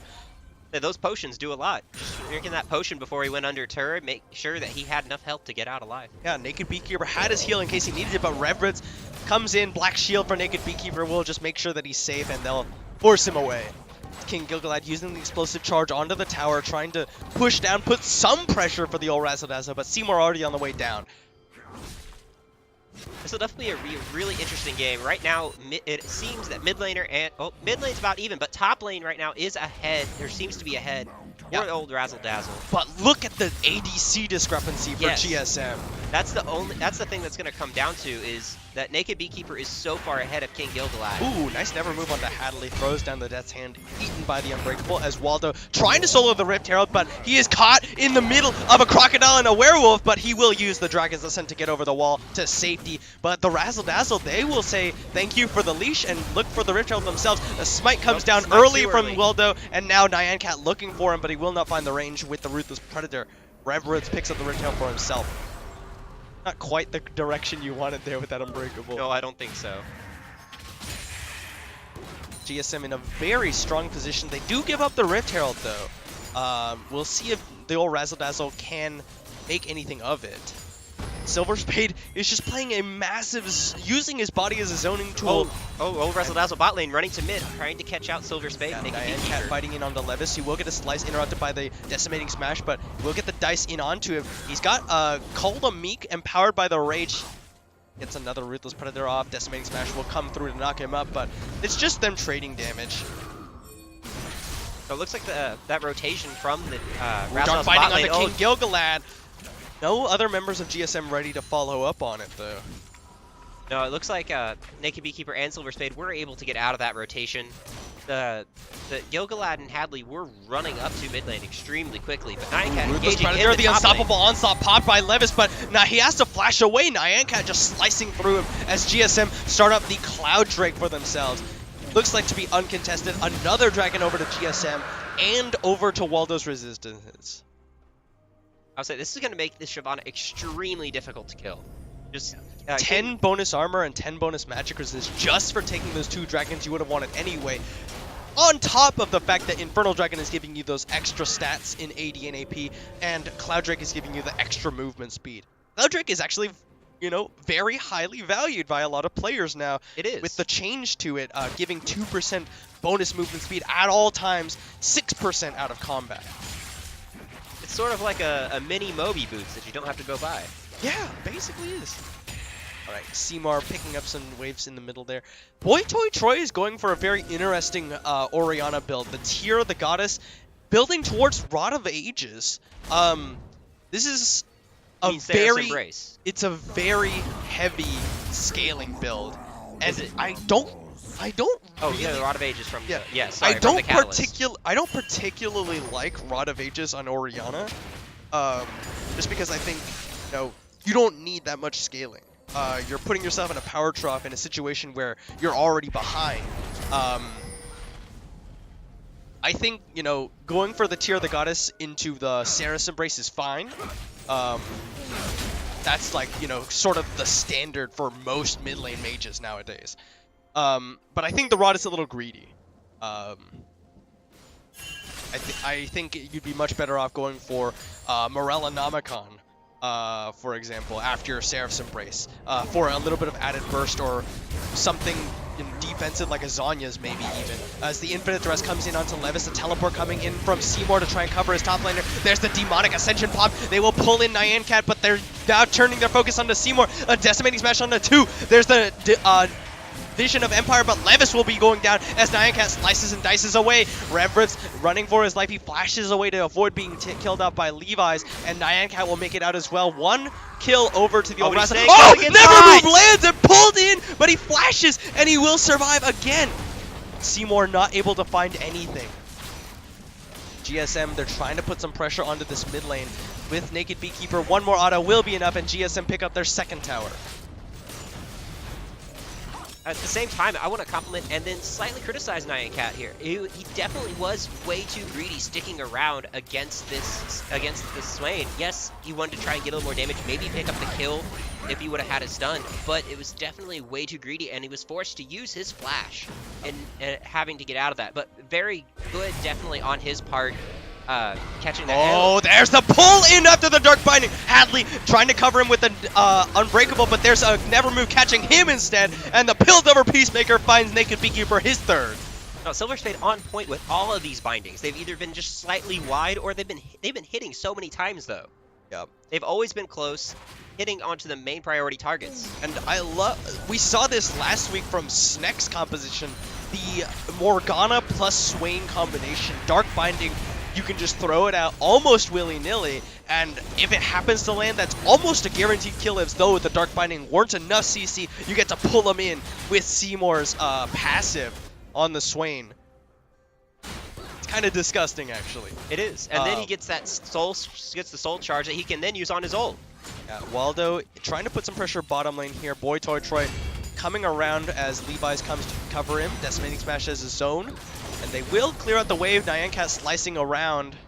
Looks like he was trying to go for something there, but then realized he couldn't get it. But good binding from Silver Spade to ensure that they don't get collapsed on as they're backing away. GSM are just taking everything here. They're invading onto the blue side jungle, take away that and the Gromp. While the old Razzle Dazzle are forced to clear waves. So right now, if you look at the warding right now, Razzle Dazzle's trying to catch back up. Before, it was all you saw was blue wards everywhere. Now it's a little bit more even. Almost the entirety of at least the eastern quadrant of the jungle has red wards. But right now, if you're looking over, and now some of them are getting away, but Nyan Cat might be getting caught out as he's trying to clear some of this vision. Yeah. A lot of defensive vision from the old RZDZ, which is what they need. Yes, it is. GSM could maybe look to deny some of that vision, but you see Nyan Cat finding Levi's, and on the other side of the map, Waldo looking at King Gilgalad. They're just dueling in onto each other. Unstoppable onslaught, and Naked Beekeeper's here, and the Yordle Snap Trap after the Decimating Smash will be an easy headshot into the Piltover Peacemaker. Naked Beekeeper's on a rampage, and now Reverence trying to run for his life. Infinite Duress used as an escape tool by Reverence. Yes, it can be used as that, but you hate to see it happen like that. You hate to see that escape tool. You do. GSM 4 strong in the top lane will be taking this tower for themselves. Tormented Soil used. Oh, there's a Never Move. The Soul Shockwave finds 3, but Boy Toy Troy's forced out of the fight. Piltover Peacemaker almost eliminates him. Ace in the hole. No, it's Silver Spade who picks up the kill, and Seymour tanks the tower and backs away. The tower falls, and Naked Beekeeper finds another tower with Silver Spade picking up that kill credit. And that, again, all started from a Dark Binding from Silver Spade's Morgana. He has been starting majority of these fights in this game, finding those bindings onto those key targets. Yeah, Silver Spade is very good at these skill shot-oriented champions. Morgana and Bard is another big one that he has made a name for himself in the OKLCS. Bard? Who's this Bard? I don't know of this Bard. Bard, the champion. You mean Brad. You mean Brad. Yeah, totally, that's what I mean. The Silver Spade is very threatening with that Dark Binding. I'll say you see King Golad giving him so much respect, immediately rocket jumping out of that situation. Oh man, and unfortunately for the RZDZ, it is another Infernal Dragon on the map that GSM are already in position to take. Oh, there it is. It's going down. It's not even being contested right now, which they... I mean, it's probably the best choice for RZDZ. They can't really do anything with Nyan Cat in the top lane. He does have his teleport, but he might as well just push this lane and attempt to get this tower as quickly This as is he a can. double Infernal Naked Beekeeper on Caitlyn. With, And red buff. yeah, with a Shyvana that you're contending with as well, who has 3 dragons now. The Vision of Empire used. There's a never move, not quite going to land. But the Dark Binding will! They pull him in! The Unbreakable thrown up by Hadley, and the Glacial Fissure will be used. Infinite Duress was popped, but the Shockwave will find 4! But it will cost Boyto Troy his life. Rever is now on the run. Red Smite, and Waldo finds 2 in the back line! A teleport from Nyan Cat. He'll flash in for the Ruthless Predator, but it will not be enough. Through the exhaust from Silver Spade, they get 4-0 on the side of GSM and push down the mid. Just a little too late on that teleport from Nyan Cat. Just a little bit late to the party.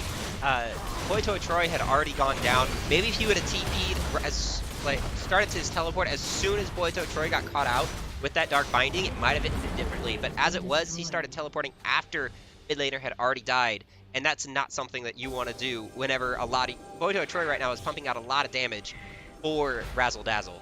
Well, I mean, he is pumping out most of their damage, but I don't even know if I'd say it's a lot. He had a 4-man Shockwave that fight, that didn't end up mattering at all because he doesn't have a lot of burst in his build right now. GSM might have been a little optimistic to try and go for the Baron with their health bars, but no harm, no foul. They just dropped the Scuttle Crab. The old RZDZ, though, they might look for the counter Baron. Not all of GSM can recall right at the same time. Looks like they're not going to. They're just going to settle for getting vision on it and backing away. Blue buff going over to Seymour, though, in the mid lane, and red going over to King Gilgalad as well. So respective buff going over to their respective players about this stage in the game. Yeah. And Silver Spade looks so much more comfortable on this Morgana as compared to the Alistar last game. Oh, He yeah. is a lot... It seems like he's a lot more comfortable on... you know, utility peel supports rather than engage supports like Alistar. Yes, Alistar can be used to peel, but, you know, he's considered an engage support. Yeah, definitely. It was Morgana banned last game? Yes. Yes, okay. And, I mean, we're seeing why it was banned last game. I'll say I thought it was banned, and that's why he didn't play it. But yes, this is definitely why hitting all of these bindings, it's enough to make any team go on edge. Yeah. GSM clearing out vision, trying to secure the area around the Baron so that they can go for it and look for the end of the game. They got that inhibitor in the mid lane. It's 5 towers to 2 right now, and in near 8k gold lead. Dark Binding dodged by the slice from Nyan Cat, but now Reverence is in the area. The old RZDZ trying to crowd around and Never Move will land. Will not pull him in. He wanted it, but then he decided better of it. Yeah, probably not the best time to be pulling someone in. Dark Binding is going to land on a King Gilgalad. They pull him in. The Unbreakable thrown up by Hadley. I am going to give Hadley credit where it's due. He is doing a very good job trying to cover his team when they get caught. He is. It's just unlucky for him that Silver Spade is landing. It seems like he's just landing bindings left and right. And there's that Unbreakable is not going to be up. And there we all go, the time. GSM starting up the Baron.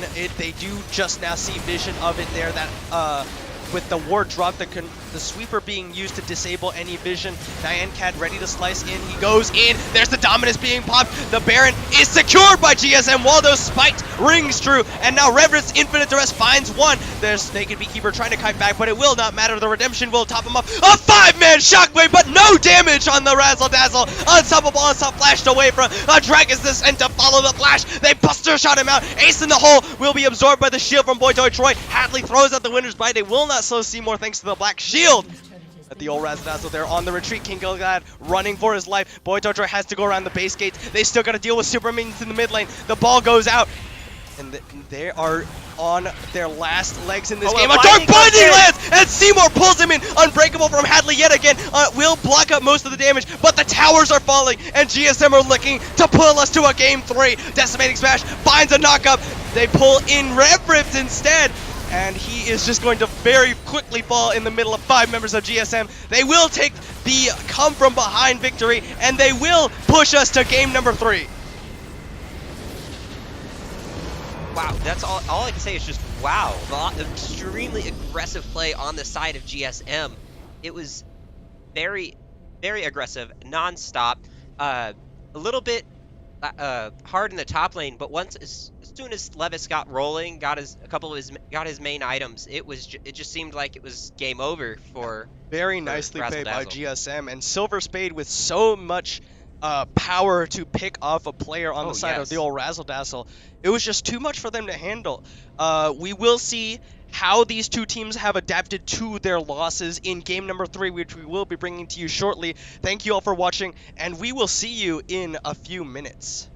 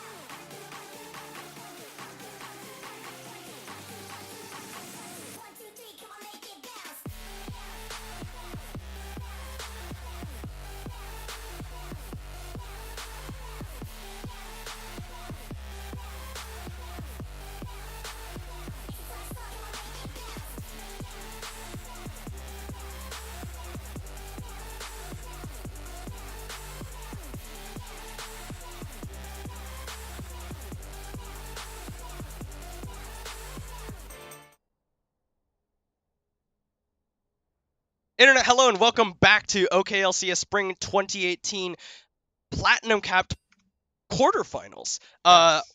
That was a come from behind, or no, come from behind. GSM took a victory after to even up the series over the old Razzle Dazzle, and we are about to get into game number 3.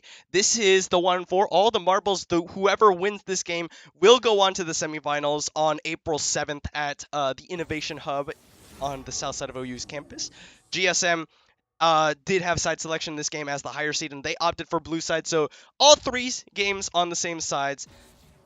I am expecting Razzle Dazzle to throw a Morgana ban towards Silver I would Spade 10 this game because the last game it looked like he was hitting every single dark binding he was throwing Yeah, up. it was quite intimidating to see.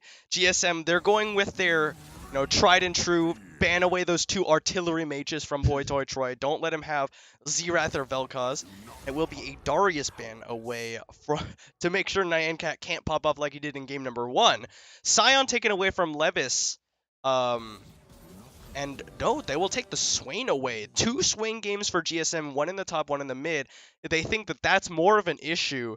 So GSM, they have the option to take the Morgana before the second rotation of bans.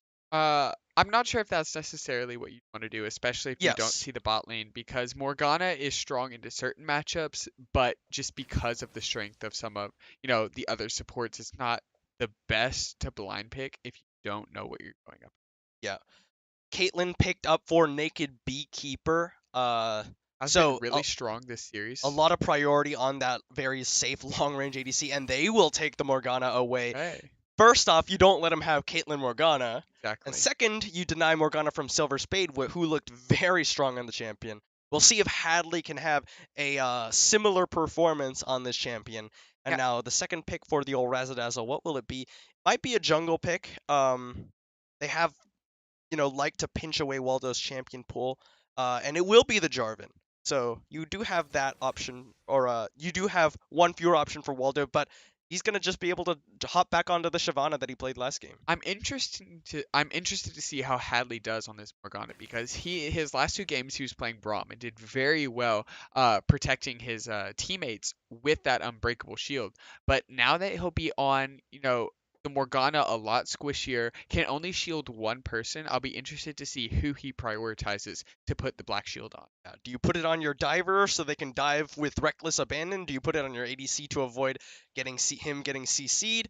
Seymour seems to be looking to pick his mid lane, and he will pick Rise. A lot of playmaking potential around the map, potentially some roams down to the bot lane or up to the top lane. And Rise has been a very high priority mid laner in professional play. And Anivia for Boy Toy Troy, this has been banned away from him twice now. Yeah. I think. Was it banned in It game was 1? banned in the Yeah, first so game. banned away twice now. Boy Toy Troy is going to get us Anivia. I'm curious if you're willing to pick your mid laner here, why you don't just go for the Ahri that you did so well on in game 1, but maybe they have an idea of what they want to do. There is a lot of terrain creation on the side of the old Razzle Dazzle with both Jarvan and Anivia. Nami is going to be taken away from Silver Spade by the old Razzle Dazzle. Potentially kind of the mindset behind the Anivia. Anivia has some fantastic wave clear, so if they're looking at an AD that doesn't have as much wave clear, I could see the Anivia being used, whereas Ahri does have good wave clear after a few points into the queue on the backline. It's still kind of hard to sometimes always get through, melee minions. Yeah. So, Renekton taken away by GSM. They will deny Nyancat both of his picks in the last 2 games. And it's going to be another support ban. No surprise there, but Silver Spade does have Bard as an option.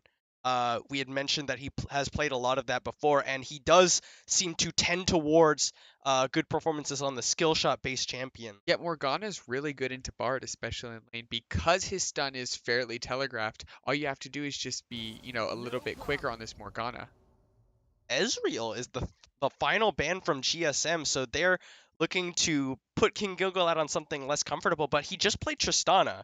And actually it will be Ashe, so wow. That's a really interesting pick. Ashe is definitely not very firm in the meta right now. Does not, hasn't been seen for a long time.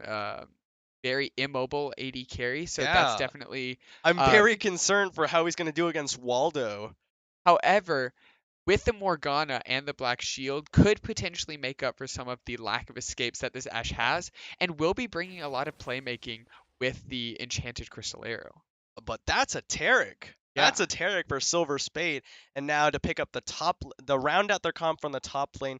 Uh, what could it be? Probably something like Maokai. I would see Levis has played Maokai to fairly good effect previously this split for GSM. But we'll see. It could be he could opt to go more carry oriented. Oh, it's Ornn. Oh, Okay. So the other big tanky yeah, person in the top lane, Ornn. No longer unstoppable, by yeah. the way. Uh, This is a really strong pick because not only is a super tank but does a lot of damage. However, if you're talking about damage, look at what they picked up in the top lane for Razzle Dazzle. Gangplank. Okay. This is very interesting. So, the old Razzle Dazzle have a lot of power to create zones of control. Huh. With Glacial Storm, you can, nobody wants to run through that. You've Exactly. got Crystallize to cut off corridors, you've got Cataclysm to cut off things, and you've got the zoning power of Gangplank. Not only with the Cannon Barrage, but just the threat of barrels being there. Means you can't walk near them unless you're like 100% sure you're gonna get that last auto off. Otherwise, you take a big chunk of damage and you're slowed and you're probably dead. However, one thing I have to look at though is with that zone area of control is a lot of damage over time, AoE kind of damage, with the Gangplank ultimate, the Glacial Storm. Um, And if this Jarvan is, which I expect him to do, building tank, they're not going to have a lot of burst damage, especially if Anivia can't get a full combo, which will make the invulnerability, the Cosmic Radiance from Taric, so good at denying a lot of this damage over time. So I think the Taric was definitely an incredibly intelligent pickup here, because they will be able to just kind of negate a lot of the damage coming out from Anivia, and Gangplank to a certain degree. Rise. That was a very high priority pick in, what is running alongside us, the quarterfinals of the NALCS. Yeah, Earlier, well, last week. yeah. How did that go? I think it was C9 that had the opportunity to pick it and they didn't opt to do it. Jensen opted instead for what was it? What did he pick up instead? Was I it a think he cast played Orianna a few Oriana? times, I but don't remember, but the Rise is definitely a very strong pick. It offers very strong scaling, targeted lockdown, and the Realm Warp, which can be used in a variety of ways. yeah. It's a very versatile skill if you know how to use it effectively. When Pobelter was playing this Rise, he was kind of doing laughably small amounts of damage in terms of doing only, say, 8,000 damage in a game. However, he had a tremendous amount of pressure, and a lot of their games were actually won on the back of his rotational plays because during times where they would just kind of be stalling around the Dragon Pit or whatever, he was able to go up, use the Realm Warp to get close, take towers, take inhibitors, and eventually take the Nexus while the rest of the team was still kind of floundering in the river.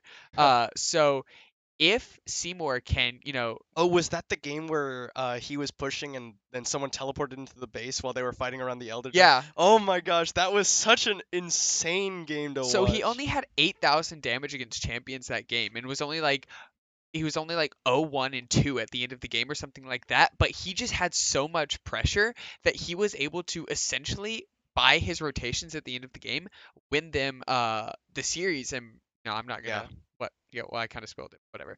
But It's been almost a week since then. It's fine. yeah. If you didn't know how it happened, Team Liquid won, by the way. uh Spoilers. but yeah, so Rise is known to be a pretty difficult champion to optimize on because of how situational Realm Warp can be, but I'm really hoping that he can use this to make roams down to this kind of immobile bot lane or put pressure on the Gangplank who requires time to scale. Um, That so is the name of the game for RZDZ, though. They have two uh scaling solo laners. mm, Sure, Anivia does have wave clear fairly early on with the Glacial Storm, but both of them take quite a while to really get to a power point. Um, so uh, we'll see if GSM can really make a lead large enough before that happens. The spectate delay is finally over. We are going to get into the loading screen. of the final game of this quarterfinal. GSM up against the old RZDZ. This is game 3, and whoever wins this will take their spot into the semifinals on April 7th.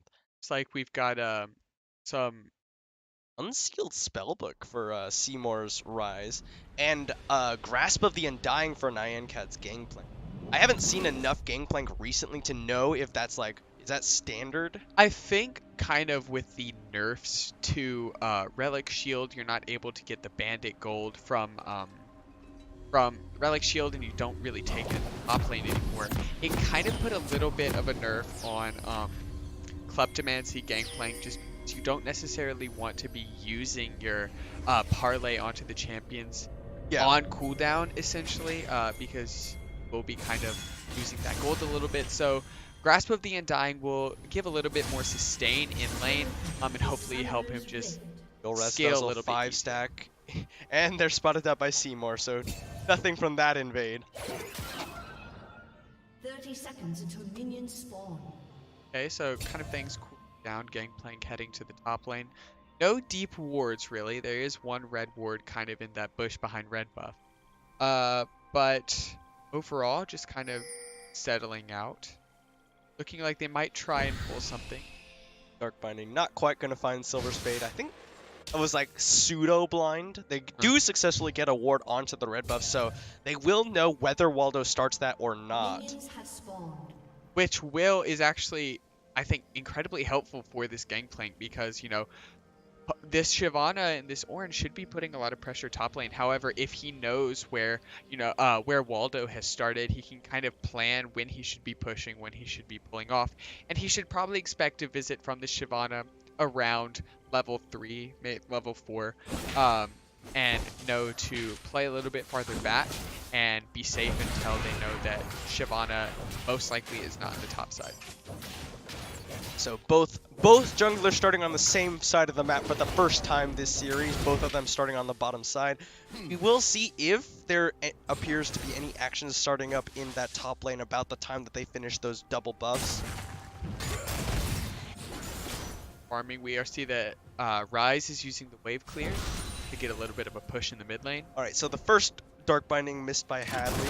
Well, the second, if you count that first one, the shot line.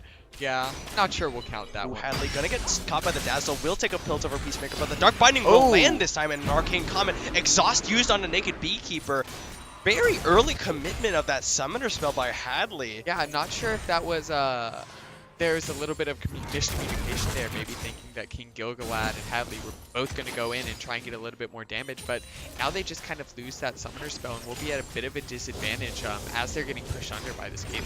The other possibility, and I know I've done it before. Yeah. I thought maybe, oh, I have Ignite, let's go for a kill here. Oops, I exhausted him for no reason. Possibly. However, as we see these supports are kind of leveling up, because of how telegraphed the Dazzle from Taric is, I would expect Hadley to land the shield every single time. So Black Shield only absorbs magic damage and CC, but that doesn't break it. Potentially he thought he had Airy, because this is one thing that a lot of people do. But you can't apply Airy to yourself. Yes, you can. Can you not? No, you can't apply Airy to yourself. Oh. You can apply like a true shield with Airy to targets you Black Shield, but you can't apply Airy to yourself. That's something that can never happen. As the gank from Reverence onto Levis will get the Flag and Drag, and actually will get his flash as well. Really, just a really simple gank, you know. And I kind of think that Levis should have seen that coming. You know, they knew that the Jarvan had kind of started bot. They knew he'd be coming top lane, but no, he ends up finding his flash, but he's gonna go in as Reverence comes back around the Flag and Drag. It will be the repeat gank from Reverence from First Blood as King Gilgalad going very low. He's gonna have to flash away. Hadley lands a Dark Binding on a Naked Beekeeper, who will be okay. The Summoner Heal still available for King Gilgalad, but really needs to not walk up like this. Flash Dazzle, the Summoner Heal comes out. It's a flash auto, and Naked Beekeeper will get the first kill, and he will survive through the Tormented Soil thanks to the heal and the shield coming out of Silver Spade. But yeah, they lost on the top side, which is the last thing you want, to let this Gangplank get fed, but they were able to make some pretty clutch pretty clutch plays on the bot side, doing really good on this turret, getting that flash stun onto King Gilgalad. A little bit of a disrespect there, by walking up with such low health, and it gets punished for it. So good play by Silver Spade. Even when he's not a Morgana, he's landing the stuns and the roots. But this is going to be kind of the fight between the people who had very strong performances in their respective wins. Nyan Cat on the Darius in game number 1 up against Naked Beekeeper and Silver Spade, now on Caitlyn and Tarek after a very strong performance last game. So it will be interesting to see how he's able to push this lead, because once Gangplank gets ahead, if he's able to output more damage than Warren can get armor, this will just not be a good game, especially with the true damage burn coming from his passive. So we'll have to see kind of how he plays this out, starting off with the Sheen versus only the cloth armor on the side of Levis. That has to be so satisfying to just kill an entire wave with one barrel combo. Yeah. A nice knockout from Levis, and Nyan Cat's taking a lot of minion aggro. Oh, but who does he have it? Yes, he does! The solo kill for Nyan Cat thanks to the removed Scurvy heal. Now Silver Spade getting jumped on. The Black Shield will absorb the stun. Silver Spade taking a lot of punishment. He has no heal, but the Hadley takes one. A Dark Good Binding flash. flashes land, and it will be Silver Spade going down. It will be Reverence who picks up the kill. Good. Yeah, that was a good response on the bot. Meanwhile, Waldo snuck the Mountain Drake and flashed over the wall. Interesting. Yeah, I mean, and that's going to be doubly successful, because it's Shyvana. We'll be getting the additional magic resist, we'll be getting additional armor based on the amount of dragons she has killed. So, didn't get to help out her bot lane, but did get the early Mountain Drake and did get some of the additional stats from her passive. And Reverence is applying so much pressure now. A successful gank top lane that he capitalized on. With the repeat gank onto Levis as he went aggressive, picks up the first kill there. Well, not first blood, but yeah. Picks up a kill there and then comes bot and helps, takes the kill for himself, but it's a successful kill onto Silver Spade. Dark Binding goes wide. And as we've seen, I think at this point, Nyan Cat can more than fend for himself against the Sorin. He has a Phage, he has the Sheen versus only the Glacial Shield. Is that what it's called? Glacial Shroud. Glacial Shroud on this Levis, which is not too much armor because it also has the mana Yeah, a component. lot of the gold goes into the mana and the CDR on that item. Exactly. So once he gets that upgraded to either Frozen Heart, which I would expect him to do, or potentially the Iceborne Gauntlet, we'll get a bit more Good Dark Binding bind. lands in King Gilgalad. Oh, but the Black Shield expires. That will be a dazzle into the Piltover Peacemaker from GSM. And they turn it back around. A volley will put some damage going back in onto Silver Spade. I just lost my words there. But yeah, Caitlyn has a significant farm lead at this point and does have a BF sword versus only the 2 long swords from King Gilgalad. So despite Hadley being, relatively on point with these binds, not necessarily enough damage to follow it up. And Silver Spade again just being really good on these landing these binds and these stuns through the dazzle. Yeah. So the thing you have to worry about here is the level 6 power from the bottom lane of the old Razzle Dazzle is very strong. You've got a lot of CC with Enchanted Crystal Arrow, Dark Binding, and Soul Shackles once they hit 6. Unfortunately, they will not be the first ones to hit 6 as Reverence finds Waldo, is going to blast Cone away back towards Nyan Cat. Seymour and Boy Toy Troy with a gentleman's agreement. Let's ignore each other and take these minions. No, you're gonna find Dark. No, not quite. Got the speed boost from the fleet footwork, was able to dodge out of that. But there's always the meme kind of that Morgana binds last 3.5 years. But legitimately in this bot lane, if you land the Ash Arrow, as it happens, Enchanted Crystal Arrow comes down, but Dazzle lands. The Black Shield is too late. The Soul Shackles come down. Nyan Cat's Cannon Barrage is doing what he can, and there's the stun. And Boy Toy Troy is down here as well. Silver Spade forced to walk through the Glacial Storm into the Crystallize and Dark Binding, and they get 2. Nicely done by the old Razzle Dazzle. Simply so much CC. They did not even hardly get to play League of Legends for those 10 seconds right there. Although Hadley did miss the buy. Levi's is using the Call of the Forge God, finds Nyancat as Waldo is on his way up here. Flash is available for Nyancat. He flashes over the Dragon's Ascent, but it's not going to be enough to keep him alive, or will it? Removes Scurvy, gives him the move speed, and he will get out. Really well played there from the Gangplank. Oh, Seymour teleports into a Flash Frost, but the Dark Binding goes wide from Hadley. Really nicely done by the old RZDZ. Silver Spade not yet level 6, so the Cosmic Radiance not available. Dark Binding and the Flash Frost land. The tower goes down and Seymour has to get away. Crystallize doesn't quite catch him in the right side. But as you can see, there's just so much CC on this team. What with the Flash Frost from the Anivia, the Dark Binding from the Morgana, the Enchanted Crystal Arrow from Ashe, not to mention the CC coming in from Jarvan. You know, if, say, they're able to get the ult from Ashe into the Dark Binding, into the ult from Morgana, that would probably be about 7 seconds of roots or hearts or stuns, which is more than enough time to kill, at this point, any member on that team.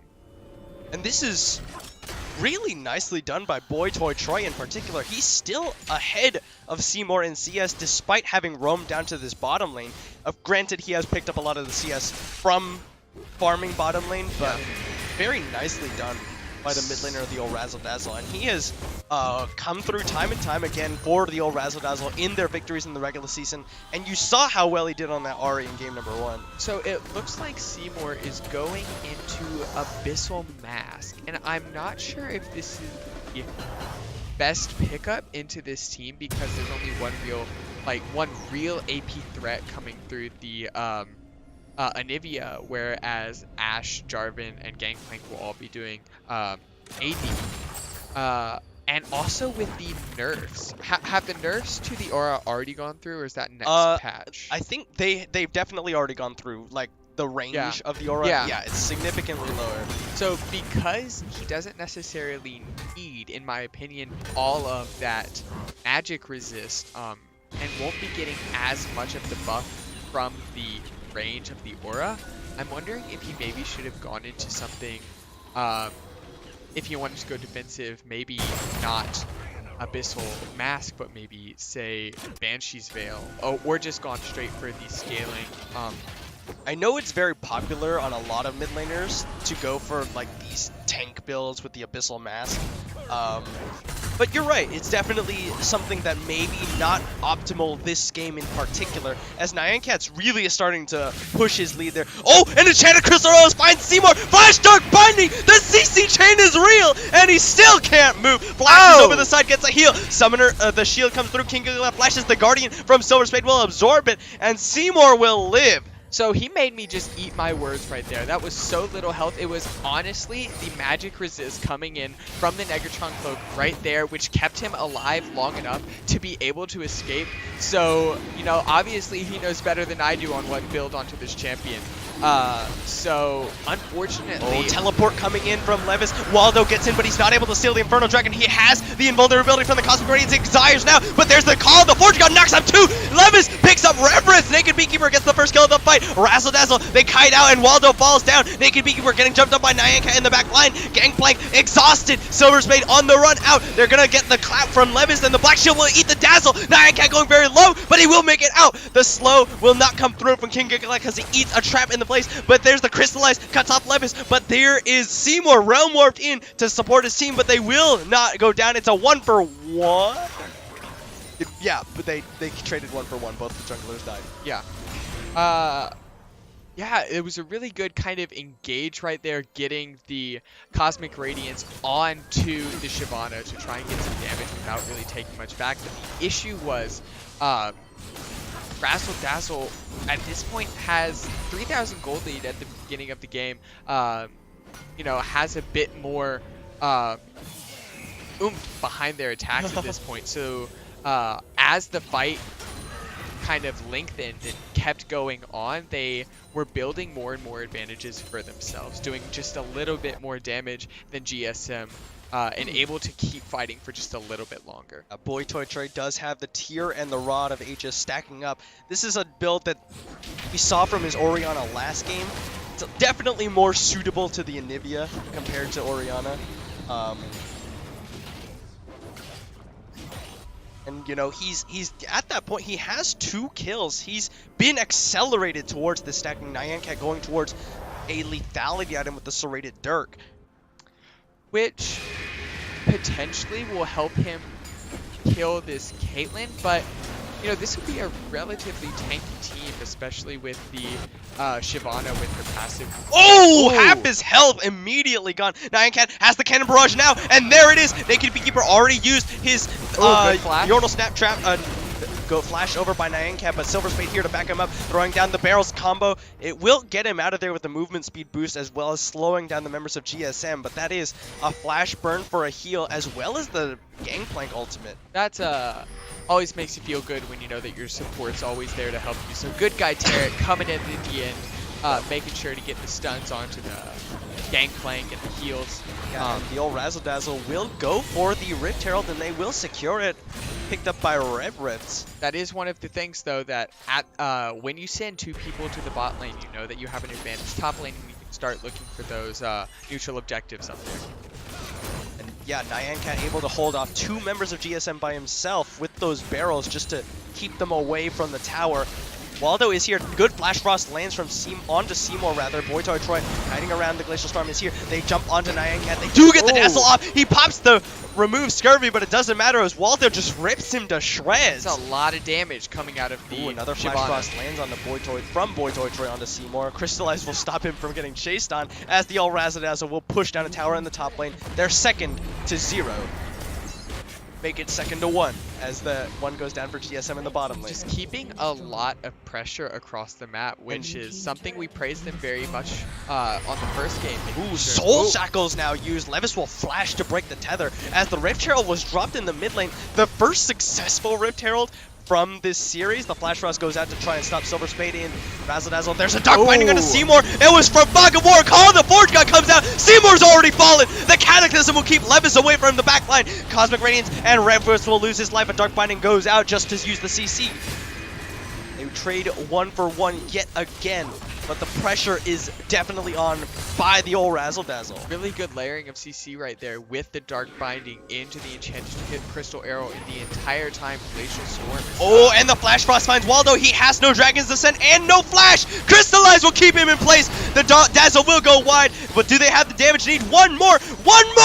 The Dark Binding finds Silver Spade instead, and they will not find a kill, or will they? Glacial Storm ticking away, and it will be enough to take down Silver Spade. Yeah, I saw Tarek was trying so hard to save his jungler and did a good job in that respect, you know, eating the Morgbind, getting a whole bunch of those heals and the stuns, but he's not exactly the tankiest at this opportunity, at this point in time either, so wasn't able to really deal with the damage put out by the Ashe and the Anivia. And a lot of Tarek's tankiness actually comes from spamming his abilities, because you get the shields and the heals spam, but also it's multiplicative. He doesn't have, you know, a lot of armor or magic resist to be multiplied by the Bastion.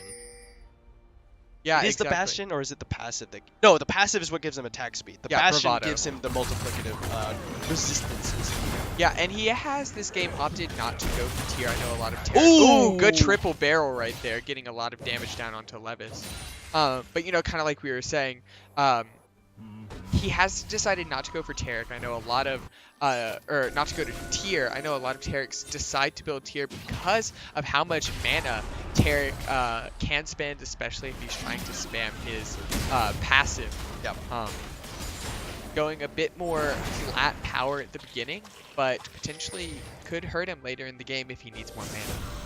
Ooh, Dark Binding, but the Flash Frost will land, and Crystal forces the flash out from Naked Beekeeper. Nicely done to get out. Really quick fingers right there, flashing as soon as possible to avoid the Enchanted Crystal Arrow. Yeah, that chain CC would have been his death. Definitely. And Naked Beekeeper is 3 of GSM's 4 kills right now. A second Infernal on the map, and the all RZDZ already on a GSM. They really don't want to let this one go. It's a teleport in. It's stolen! Waldo steals it! The Cosmic Radiance is coming through, and they immediately burn through Revs. Call the Forge God doesn't knock up anybody. Dazzle will find Nyan Cat, cleansed by the remove Scurvy. A 2-man Flash Frost. They find 2! Take down Silver Spade and Levis. Waldo throwing at the Flame Breath. Voitoy Troy looking to flash over. Flash Frost will not find a stun, but they will flash in. The Crystallize cuts off Seymour's escape path, and he's going to go down. Voitoy Troy's on a rampage. 4-0-4. Just a really unfortunate kind of misplay right there by Levis. If he missed the knockup on every single champion with his Call of the Forge God. However, they were still kind of pursuing with the Taric and this Ornn pursuing, trying to get some kills, yet without the CC coming from the Ornn, we're not able to get any kills and actually drop themselves. Redemption comes through, the Flash Frost will zone, but the Dark Binding lands onto Waldo. The Glacial Storm is ticking away, and will it be enough? He flashes away, but Voitoy Troy's caught under tower. The egg is on tower aggro. Silver Spade is just wailing away on a Naked Beekeeper, shuts down Voitoy Troy. It was a really good goal. They were trying to kind of 4v2 under the tower, but with the spawn of the Taric, they were able to protect the Shyvana and also get a little bit of CC, eventually closing in on Voitoy Troy. Oh! Naked Beekeeper goes down to a barrel combo from Nyancat, but now he is going to get the support from the old RZDZ. Enchanted Crystal Arrow finds a long-range Waldo. Dark Binding will chain in. Dragon's Descent is available. Soul Shackles, it will not be in time. King Gilgalad picks him up with an arrow, and the old RZDZ will steal away the red buff and steal away a lot of GSM's last remaining hopes. Yeah, I'm pretty sure the ult at some of those far ranges can go up, of this Ashe can stun for up to 3 seconds, followed by the 3-second bind from Morgana. Unfortunately, Waldo just did not get to move for a full 6 seconds there, which was plenty of time to get the damage out to kill him. Now it's the Baron started up by the old Razzle Dazzle. Levis does have his ult, but it looks like they're not really going to commit to this. Not even sure if they know what's going on. Yeah, they do know that Ward just dropped, and here's the Call of the Forge God, gets into the pit, and it will knock up 3, but it was successfully smited down by the old Razzle. Now, can they make it out without losing anybody? They flag and drag over the side, and the rest of them walk out up the top side, and they are safe. Very clean Baron take. They knew that they had priority in the mid lane, and so GSM was busy clearing that. However, they are going to try and push and get this turret. Cancels his teleport, knows he was about to get dove. So they do get something back. However, very clearly favored right there by Nyancat, getting all of the kills onto the other team, rotating up, getting the Baron, and then we'll now push, most likely, try and get these 3 inner towers down. But even so, they're still sitting at about a 6,000 gold lead right now. Just very lucky for Waldo that he was, well, not lucky, but like very fortunate for GSM that Waldo was able to get that steal. Does deny the double Infernal for the old RZDZ, which would have been a disaster with Nyancat's Gangplank and Voitoy Troy's Anivia getting that amplified AP and AD. Yeah, but now they've got to hold out against a Baron buff on 5 members of the old RZDZ. Which does now give additional AP. Oh, yeah. Wait, so that'll just make Zenivia, who's got a 10-stack Roa, 4 kills, 4 assists, is doing a lot of damage. We'll just kind of be able to siege this down. Those barrels start to hurt. Adaptive Helm for Levis is trying to deal with Voitoy Troy's damage. The Crystallize is going to keep him in place. He's rooted. He can't get out. The barrel! No, rather it's a parlay. Reverence goes in with the Cataclysm, forces the flash out from Silver Spade immediately. Cannon Barrage will zone them off as they force down the inhibitor tower. They just have so much zone of control, so much area of control, that if you get caught out for even just a split second, you're going to be hit by stun after stun, hit by AoE damage after AoE damage. As you can see, Ornn, who's this tank, is not able to really do anything. Yeah, and honestly, it seems like GSM, they're just lacking in damage. Naked Beekeeper's pumping out as much as he can, but there's only so much he can do, and the old RZDZ will just melt through Levis and Waldo a lot faster than they can get through Rev Rifts. Looks like Razzle Dazzles. Realm Warp being used. They get 3 members of GSM in there. King Gilgalad gets a Black Shield very early on, and a Voitoy Troy's in the front line. There's the Glacial Storm going out. Azanya's from Voitoy Troy. The Cosmic Radiance here coming in is going to land under GSM, but Naked Beekeeper's already down! GSM are losing this fight. They're slowing up Waldo, and he's going to go down a double kill over to King Gilgalad. Just kind of unlucky right there. They were not quick enough on this Taric ult to save Naked Beekeeper, who is sitting on 2 items, will be able to put up a fair amount of damage, and is the only one who's really positive on this team right now. And if he goes down, then GSM really has no damage to be able to follow up. And a very good Zonia's by Boy Toy Troy, stopping a lot of the engage from Waldo. Not only that, but he does also still have his Seraph's Embrace active if he really needed it, but he did not. And they will get a second inhibitor for the old RZDZ. Pushing them to a 11,000 gold lead at 25 minutes. Each of those inhibitors is one more nail in the coffin for GSM. The Nexus is the final one, and it's very close to going in. Fourth Drake spawning, and it looks like it'll probably be the third Infernal Drake. So you know that RZDZ is going to be trying to get that. Lies, No. it's an ocean. I think it's completely random. It's just the only thing that's not random is you're not allowed to have more than 3 of one type. Yeah, I was just wondering because the indicator at the top. Oh, the indicator always looks the same. Okay. So I lied, everyone. I'm sorry. But Ocean Drake nonetheless for the old RZDZ. Will help them with some extended sieges. It looks like they're probably just going to want to start pushing bot lane. They do not have Baron anymore. But just kind of the power of their 5-man unit should help them push down this last tier 2 and inhibitor turret. And because of how well these teams have played this series, you want to say there is hope for GSM. But they are staring down the face of a Gangplank who is already ahead. They don't have necessarily a very strong, they don't have necessarily the outscale power. And his third item is an Infinity Ocean. He's gonna hit like a truck. Old RZDZ looking at the last remaining lane with towers, and they're not even going to be contested on this one. The GSM are looking for the final stand at their inhibitor tower. The trap's already set up by Naked Beekeeper. Silver Spade takes a barrel to the face. No. Levis is dealing with the minions in the top lane, but they need him to push out so that he can be here for this last fight. No, normally when you say hit him with the old razzle dazzle, you think it's kind of, whimsical or fun, but this is brutal. This is just kind of a complete dark binding smackdown on lines. GSM.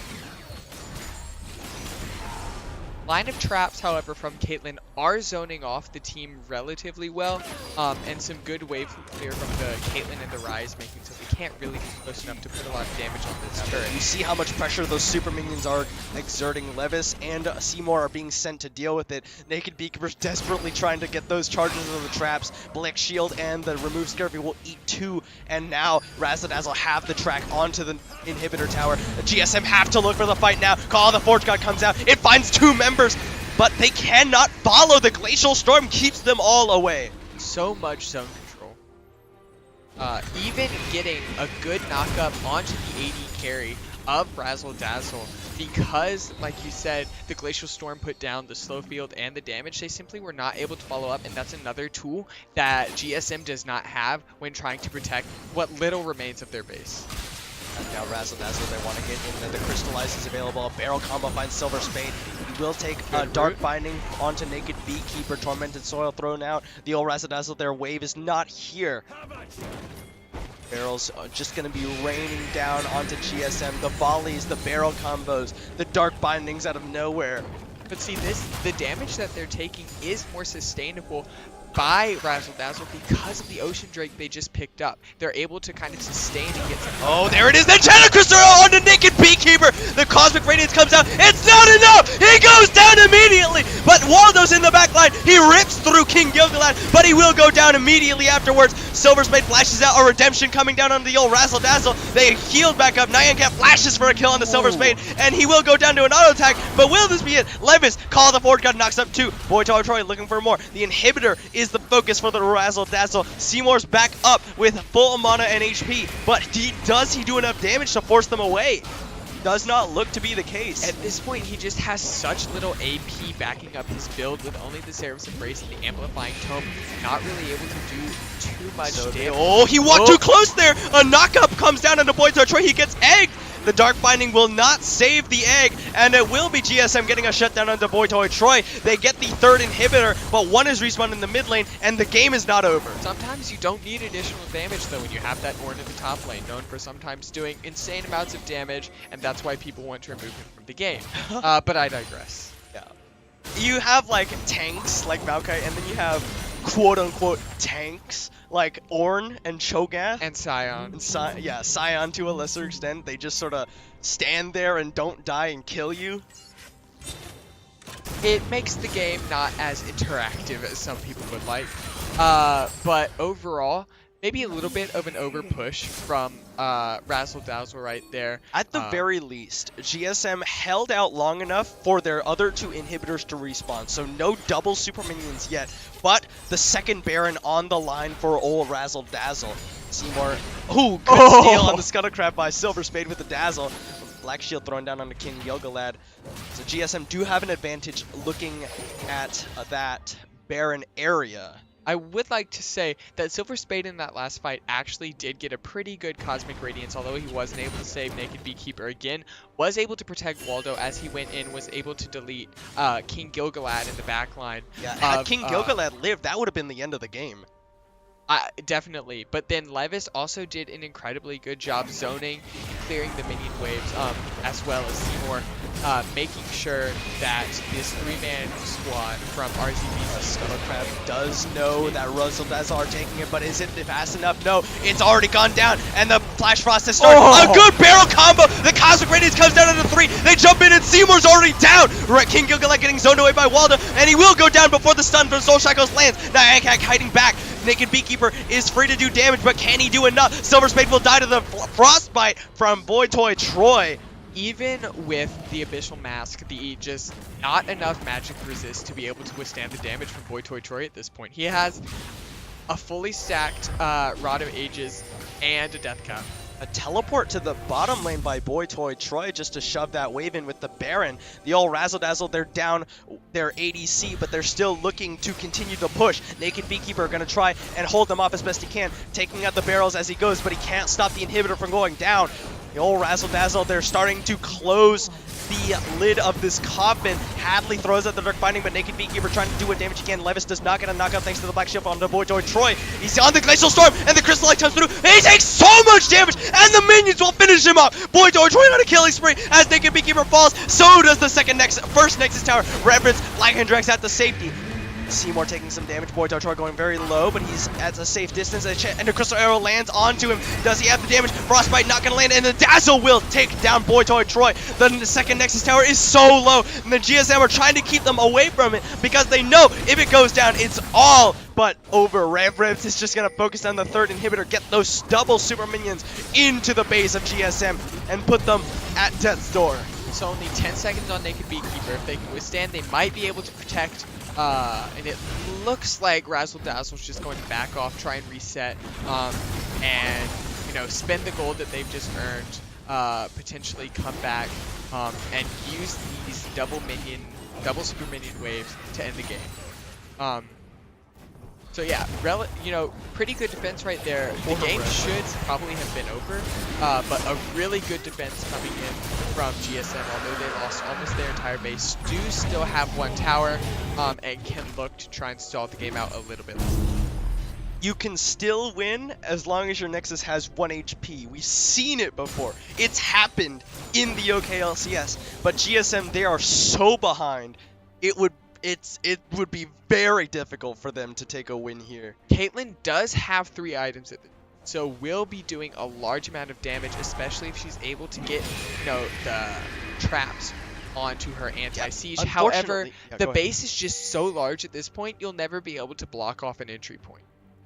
The thing is also, none of those 3 items are a Last Whisper, and Reverence just playing zone, and the rest of the team doing so much damage. Oh man, an Enchanted Crystal finds Seymour. He's gonna get a shield. It's not enough! Cosmic Radiance doesn't even come down! Waldo gets into the backline, and King Gilgalad going to die yet again, almost certainly. A Dazzle lands, 2 men are going to be found, and Silver Spade gets caught by a Dark Binding. Waldo in the backline only finds 1. King Gilgalad goes down, Naked Beekeeper doing what damage he can, but it's not enough. Nyan Flash to crit him, and it's over! The old RZDZ take a 2-1 victory over GSM, and they will be the ones going to semifinals. They had pressure pretty much this entire game, never gave a break to GSM, just very well played, especially from Nyan into what should have been a kind of disfavored lane at the beginning. Just really well played. And yeah, definitely give a lot of credit over to Revrits for that very early gank, get the flash, return gank. You see so many junglers where they will gank, get a flash to say, good, successful gank. It's only a successful gank if you come back and make use of it. Exactly. So very nicely done by Revrits. And Boy Toy Troy definitely showing why that Anivia was banned in the first 2 games. Very nicely done. The old RZDZ will go on to semifinals. As the number 6 seed, they are guaranteed to play up against Oklahoma Platinum Rush in the semifinals. We will have to wait until tomorrow for the second semifinal between Deathcap for Cutie and Ironman, by the way, to see who Reign of Kings Platinum's opponents will be in the semifinals. Thank you all for watching. And that's going to be the end of tonight's stream. Hope you'll join us tomorrow, what we expect to be at 8:30 for the second quarterfinal of Platinum Cat. Have a good night, everyone. Thank you all for watching, and we will see you hopefully tomorrow.